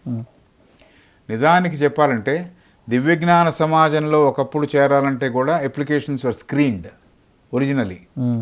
దివ్యజ్ఞాన సమాజంలో ఇతను చేరడానికి ఇతను అర్హత ఉందా, లేకపోతే ఏదో గోల చేయడానికి వస్తున్నాడా, లేకపోతే ఏదైనా అల్లరి క్రియేట్ చేయడానికి వస్తున్నాడా అని చూడడానికి స్క్రీన్ చేసేవాళ్ళు అప్లికేషన్స్ అన్నీ ఆ రోజుల్లోనే దివ్యజ్ఞాన సమాజంలో చేరడానికి. సో ఈవిడ ఏం చేసిందంటే towards the end of her life only she started this school to train people who are seriously inclined for ఆధ్యాత్మిక డెవలప్మెంట్కి. ఎవరికైతే నిజంగా ఆసక్తి ఉందో ఎదగడానికి, వాళ్ళ కోసం ఓ స్కూల్ పెట్టింది. సో ఆ స్కూల్లో 1890లో అనుకుంటా కొంతమందికి దాంట్లో ప్రవేశం కల్పించింది. కాబట్టి ప్రవేశం కల్పించడం అంటేనే ఓ రకంగా అద్భుతం, ఇనిషియేట్ చేయడం అంటేగా అలాంటిదే, నెత్తిమీ చేపెట్టక్కర్లేదు. Even if I'm talking to you I can initiate you, that's how the initiation happens. అక్కడ లాంగ్వేజ్ ఏం అవసరం లేదు. మనం అనుకునే లాంగ్వేజ్ ఇక్కడే, ఈ భూమండలంలోనే లాంగ్వేజ్. ఇన్ఫ్యాక్ట్ మనం డ్రీమ్ చేసే కళలన్నీ కూడా లాంగ్వేజ్ తెలుగు కాదు, ఏదో లాంగ్వేజ్లో ఒకళ్ళతో ఒకళ్ళు మాట్లాడుకోవడం జరుగుతోంది. లేచిన తర్వాత దాన్ని తర్జుమా చేస్తున్నాం తెలుగులోకి. అసలు తెలుగులో డ్రీమ్ చేయం. నెక్స్ట్ ఆస్ట్రల్ ప్లేన్లోనే లాంగ్వేజ్ లేదు. లాంగ్వేజ్ ఇస్ కేవలం ఫిజికల్ ప్లేన్లోనే. సో ఇంకా ఇంకా పై పోతుంటే ఇంక వేరేది లాంగ్వేజ్. అయితే థియోసాఫికల్కి జిడ్డు కృష్ణమూర్తి గారికి ఉన్న సంబంధం? వారి నాన్నగారిని మదనపల్లిలో ఆయన కొన్ని అవస్థలు పడుతుంటే ఆయన అడయార్లో పనిచేయడానికి వచ్చారు. జిడ్డు నారాయణయ్య గారు, ఈ కృష్ణమూర్తి గారి తండ్రి. మదర్ ఈయన చిన్నప్పుడే పోయింది. He is the 8th child of that family. Narayana గారి 8వ కొడుకు కృష్ణమూర్తి గారు. సో కృష్ణమూర్తి గారి ఫాదరు, కృష్ణమూర్తి గారి ఇంకో అన్నయ్య తమ్ముడు, ఇంకో తమ్ముడు నిత్య అని, వీళ్ళిద్దరూ కలిసి అడయార్కి వచ్చారు. ఇద్దరు plus father, there in Adyar. అడయార్లో ఉంటున్న రోజుల్లో సముద్రం దగ్గర ఆడుకుంటూ ఉంటే లెడ్ బీటర్ అనే ఆయన ఈ అబ్బాయిని చూశాడు. హీ హెస్ గాట్ ద నాక్ of reading through the aura of a person. అంటే చాలామందికి తెలుస్తుంది, ధ్యానం చేసేవాడు చాలామందికి తెలుస్తుంది, ఒక వ్యక్తి ఆరాని చూడడం, అతను ఎటువంటి వాడు, ఎటువంటి జన్మలు అంతకుముందు పొందాడు, ఇప్పుడు ఏ పరిస్థితిలో ఉన్నాడు చూసి నిస్వార్థపరుడుగా ఉన్నవాడిని ఎన్నుకొని వారిని వరల్డ్ లీడర్గా ప్రజెంట్ చేద్దామనేది బెసెంట్ అండ్ లెడ్బీటర్ గారు ఇంకొంతమంది యొక్క ఆలోచన. ప్రపంచానికి ఒక గురువుని ఇంట్రడ్యూస్ చేయాలి, ఆయన సౌత్ నుంచే వస్తాడు, ఇవన్నీ ప్రాచుర్యంలోకి తీసుకొచ్చారు అప్పటికే. కాబట్టి ఆ ప్రక్రియలో ఇతన్ని చూస్ చేసుకున్నారు. లెడ్బీటర్ గారే అంటారు, ఇతనికన్నా ఇతని బ్రదరు ఇంకా స్వచ్ఛంగా ఉన్నట్ట. అయితే అతనికి వీళ్ళు చూసింది ఏమిటంటే లాంగ్ లైఫ్ లేదు. He was scheduled to pass away quickly. So this man was chosen again, not the best person but the best available person కదా. And Annie Besant picked up that boy, sent him to England taught him all the normal education and all that. And he was groomed as the world leader. There was a movement which was started, Star of the East and a movement. దాంట్లో ఆయన head. Annie Besant is the president of the Theosophical Society. Star of the East మూమెంట్కి chief ఏమో Jiddu Krishnamurti. So he had his own method of communicating, letters అవి ఇవి జరుగుతుండేవి. Meetings, conventions, all those things used to take place. So అది జరుగుతుండగా ఒకసారి that's the relationship between Krishnamurti and theosophy. The Annie Besant is the person, Leadbeater is the person identified, Annie Besant is the person who. Blavatsky గారికి జిడ్డు కృష్ణమూర్తి గారికి అసలు కలయికే లేదు. 91 ఇతని తర్వాత. ఆ తర్వాత జిడ్డు కృష్ణమూర్తి గారు థియోసాఫికల్తో ఇంకా ఎస్టాబ్లిష్ చేశారా? ఆయన దాంట్లో ఉంటుండేవారు. ఈ never said I'm not part of theosophical society అని ఎప్పుడు డిక్లేర్ చేయలే. బట్ ఈ రిస్ట్రిక్టెడ్ అట్మాస్ఫియర్లో ఏదైతే ఒక ఆర్గనైజేషన్ ద్వారా సత్యాన్ని కనుక్కోవడం అనేదాన్ని నేను నమ్మటం లేదు అని చెప్పి ఈ స్టార్ ఆఫ్ ద ఈస్ట్ మూమెంట్ని తీసేశాడు ఆయన, డిస్బ్యాండ్ చేశాడు. డిస్బ్యాండ్ చేసి he continue to live with Annie Besant. And then he moved out and started lecturing on his own. Jiddu Krishnamurti గారు ఎప్పటి వరకు ఉన్నారని? అయితే 1929 దాకా ఇక్కడ ఉన్నట్టున్నారు వీరితో పాటు. అంటే వారి లైఫ్ ఏంటి? Life 86 he passed away. 1986 he passed away. 1986 February 17th. I was fortunate to go along with my grandfather to listen to him in person at Adyar. Vasanta Vihar and green ways రోడ్లో వాళ్ళ ఆశ్రమం ఉంది, Vasanta Vihar. Vasanta is the Indian name for Besant. Besant, Vasanta. Vasanta Vihar అని ఒక జాగా ఉంది green ways రోడ్లో. అక్కడ ఈయన లెక్చర్స్ ఇచ్చేవారు జిడ్డు కృష్ణమూర్తి గారు. So my grandfather uses to go. I used to walk along with him. He used to walk, I used to run with him. 13-14 years ago, I started listening to Jiddu Krishnamurti. And people have questioned my grandfather. You are bringing such a young fellow, what will you understand? And he will try to understand. What? అని చెప్పేవారు తాతగారు. So that's how మీరు అయితే ఫిజికల్గా జిడ్డు కృష్ణమూర్తి గారిని చాలాసార్లు కలిసా దాని తర్వాత కూడా. ఎందుకంటే రెగ్యులర్ లెక్చర్స్ ఒకటి, the next day of the lecture there is a discussion meeting which is not many people will come. ఈ లెక్చర్స్కి వేల మంది ఉంటారు, 2000 మంది 2500 మంది ఉంటారు. బట్ పొద్దున్న ఎర్లీ మార్నింగ్ డిస్కషన్స్కి హార్డ్లీ 30-40. సో అలాంటి ఎర్లీ మార్నింగ్ మీటింగ్స్కి వెళ్ళేవాళ్ళం just to have close Darshan, listening to Krishnamurthy, all that. So ఆయన అందరినీ సార్ అనేవాడు. మీరు క్వశ్చన్ వేసినా, నేను క్వశ్చన్ వేసినా, చిన్నపిల్లడా పెద్దవాడా, సార్ అనేవాడు ఆయన అందరినీ. So that's he's brought up in England కదా, that context everything. Super person. వాళ్ళకి తెలుగు వచ్చే? తెలుగు మర్చిపోయానని చెప్తాడు ఆయన. తెలుగు మర్చిపోయానని చెప్తాడు. ఒక్కసారి మటుకు నేను కాఫీ ఇస్తారా అని విన్నాను నేను. కాఫీ ఇస్తారా, just that, nothing more than that తెలుగులో. బట్ కాఫీ మర్చిపోయానని చెప్పాడు.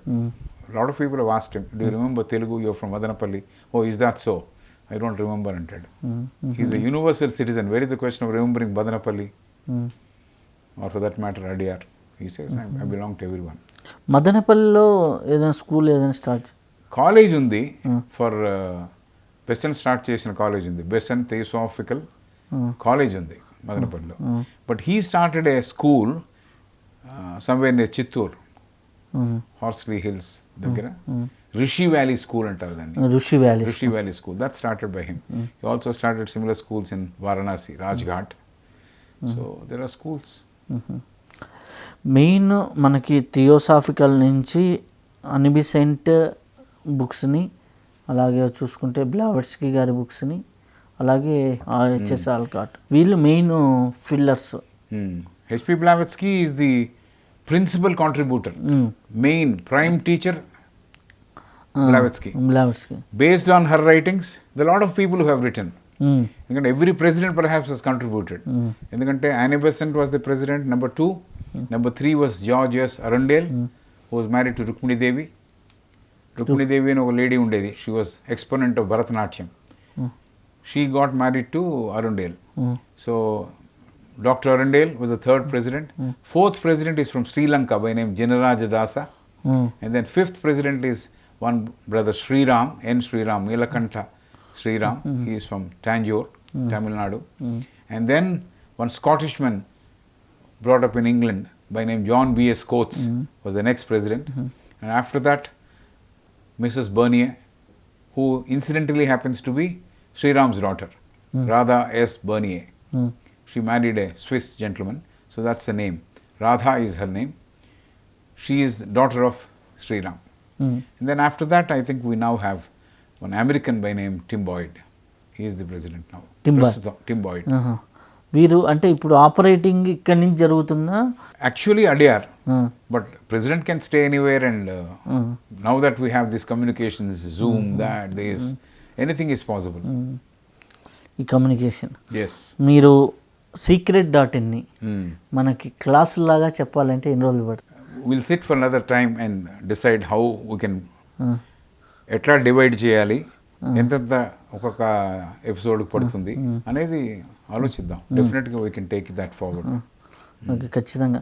ఎందుకంటే secret.in పాపం తెలుగు ప్రాంతాల్లో మెయిన్ ఇంటర్నేషనల్ ఇది ఉన్న అది థియోసాఫీ, దాన్ని తెలుగు వాళ్ళు చదివి అంటే తెలుగు ట్రాన్స్లేషన్ లేదు, కరెక్టే, ఎవరు చేయలేదు. పూనుకోవడం కూడా ఒక రకంగా దుస్సాధ్యమైన పని. ఎందుకంటే ఆ మాటలు ఇంగ్లీష్లో ఉన్నవి ఇంగ్లీష్లో అర్థం చేసుకోవడమే చాలా కష్టం. దాని తెలుగులో ఎలిగారికల్ లాంగ్వేజ్లో తెలుగులో పెట్టాలంటే ఇంకా కష్టం. అందుకని దాన్ని ఉన్నట్టుగా మనకి జనరల్ ఇప్పుడు ఉన్న మనకున్నటువంటి స్టేట్ ఆఫ్ మైండ్ సెట్ అంటే ఇక స్టేట్ ఇంపార్టెంట్. బ్లావట్స్కీ గారు ఏ స్టేట్లో రాశారో తెలీదు, మనకు అర్థమైన స్టేట్లో ఇప్పుడున్న వాళ్ళకి అర్థమయ్యే విధంగా. ఇంకో మాట చెబుతుంది, రాబర్ట్ బౌడెన్ అనే ఒక అతను ఆవిడ దగ్గరికి వెళ్ళి అడిగాడు, she was maybe on her death bed, how to study theosophy అని అడిగాడు. అడిగితే there are 3 fundamental propositions which I have given in the secret doctrine. ఆ 3 fundamental propositions ని క్షుణ్ణంగా అర్థం చేసుకోవాలి. One is talking about eternity, periodicity and relation of our soul with the universal soul. ఈ మూడిటి తత్వాల్ని అంటే బ్రీఫ్గా చెబుతున్నా, ఏకత, క్రమత, సమత, ఈ మూడు కనుక బాగా అర్థం చేసుకుంటే then perhaps yes will be able to follow అని. ఇంకోటి చెప్పింది, నాకు అర్థమైనట్టుగా నేను అర్థం చేసుకొని దానితో జీవించడం ఒక మార్గం. నేను చెబుతున్నది ఫైనల్ కాదు, నువ్వు వింటున్నావు, నువ్వు ఎలా అర్థం చేసుకుంటావో నువ్వు డిసైడ్ చేసుకో. నువ్వు కూడా అధ్యయనం చేసి నువ్వు దాన్ని పట్టుకొని దాన్ని బాగా మధించి దాన్ని ధ్యానం చేసి నువ్వు దాన్ని పట్టుకో. ఎవరో చెప్పిన interpretation may not be the right interpretation అంటుంది ఆవిడ. ఆ చిన్న ప్యాంఫ్లెట్ ఉంది, how to study theosophy. She concentrated on how to study the Secret doctrine in fact. అయితే ఇప్పుడు ఏంటంటే ఇప్పుడు మనం చేసే ప్రయత్నం ఏంటి అంటే కమ్యూనికేట్ చేయడం. ఇలా ఉంది పాసిబిలిటీ పట్టుకొని మీరు వెళ్ళండి. ఇప్పుడు మనము స్కూలింగ్ లెవెల్ దాకా చెప్పారనుకోండి, అది అర్థమైన తర్వాత కాలేజీ లెవెల్కి పిహెచ్డి లెవెల్కి వాళ్ళు ఓన్ వెళ్తారు. బేసిక్ secret.in బేసిక్ బుక్స్ని మనకి పరిచయం చేసే ప్రయత్నం చేద్దాం సార్. ఎందుకంటే దీని గురించి చెప్పేవాళ్ళు చాలా తక్కువగా ఉన్నారు. చాలా మంది ఉన్నారు. yes we can do the sincere attempt చేద్దాం. హ్యాపీగా ఇప్పుడు రిటైర్మెంట్ అయిపోయి బాగా క్లాసులు చెప్పే ఇదిలో ఉన్నారు. అవునవును, అంటే చదువుకోవడం, వీలైతే ఆ సమ్మరీ రాసుకోవడం, ధ్యానం చేస్తూ కూర్చోవడం, అంటే ఎప్పుడు అన్నం పెడితే అప్పుడు వెళ్ళి తినడం, అంతే. ఎప్పుడు రెడీగా ఉంది రండి అంటే వెళ్ళి తినడం, అడగడం. రిటైర్మెంట్ ఏజ్ని బాగా ఎంజాయ్ చేస్తున్నారు. చేసే పని ఉంది మనకి. మాకు ఇట్లా మీ అదృష్టం కల్పించండి. ఫైనల్గా సార్, పత్రిజీ గారితో మీకు అనుబంధం ఉందని చెప్పారు, దాని గురించి. ఎస్, సుభాష్ పత్రి గారు ఖమ్మం స్పిరిచువల్ మూవ్మెంట్ ఐఎఫ్ఎస్ఎస్ అది ఖమ్మంలో జరుగుతోంది. ఖమ్మంలో సభలో మీరు మాట్లాడాలి అని నాకు ఎవరి ద్వారా ఇన్విటేషన్ వచ్చిందో నాకు తెలియదు, కానీ కొంతమంది పిల్లలు ఉండేవాళ్ళు, రమేష్ అని, సుధాకర్ అని, వాళ్ళ ద్వారా వచ్చిందా, ఎవరి ద్వారా వచ్చిందో నాకు తెలియదు. I was invited to address. ఇలాగే ఎవరో ఫోన్ చేశారు, ఇలా ఖమ్మంలో ఉందండి, మీరు రైలు ఎక్కి వచ్చేయండి, will take care of you, will receive you and all that. So somebody came. I used to have his number but I don't remember now. But Hariya ఏదో పేరు ఉండాలి. So I was taken to the, in fact ఆ train నుంచి స్ట్రైట్గా వెన్యూకి వెళ్ళిపోయాం. So already somebody was talking and then Patriji was there on the dais. So I sat next to him and we spent about an hour together. And then after the meeting was over or before the meeting, he was talking that he had been to Adyar. And then there was another person by name Patri at Adyar. He is a cousin to me. ఏదో చెప్పారు, నాకు గుర్తురా ఉండదు కరెక్ట్గా, but he is related to him I guess. So అలాగా సుభాష్ పత్రి గారు ఆ మీటింగ్లో he wanted me to explain what I experienced through theosophy. Theosophy గురించి, థియాసఫీ ఏమిటి, దాని ఆబ్జెక్ట్స్ ఏమిటి కాదు, మీకేమిటి వనకూడింది దీనివల్ల, ప్రాక్టికల్ ఎక్స్పీరియన్స్ చెప్పండి అంటే ప్రాక్టికల్ ఎక్స్పీరియన్స్ చెప్పాను. What all I gained by joining the Theosophical Society. That's perhaps where I met Subhashji and that's how I know him అని చెప్పచ్చు ఓ రకంగా. Not that I should not pretend that I know him too well, but I know him. ఫైనల్గా interview ఎట్లా అనిపించింది? బ్లవట్స్కీ గారి గురించి, జిడ్డు కృష్ణమూర్తి గారి గురించి ఇది అంతా సారాంశం మనకు వచ్చింది. అలాగే వారి యొక్క సమగ్ర సాహిత్యం గురించి కూడా మనం ఎపిసోడ్స్ చేద్దామండి. థ్యాంక్ యూ అండి, మీ అవకాశం ఇచ్చిన థ్యాంక్ యూ.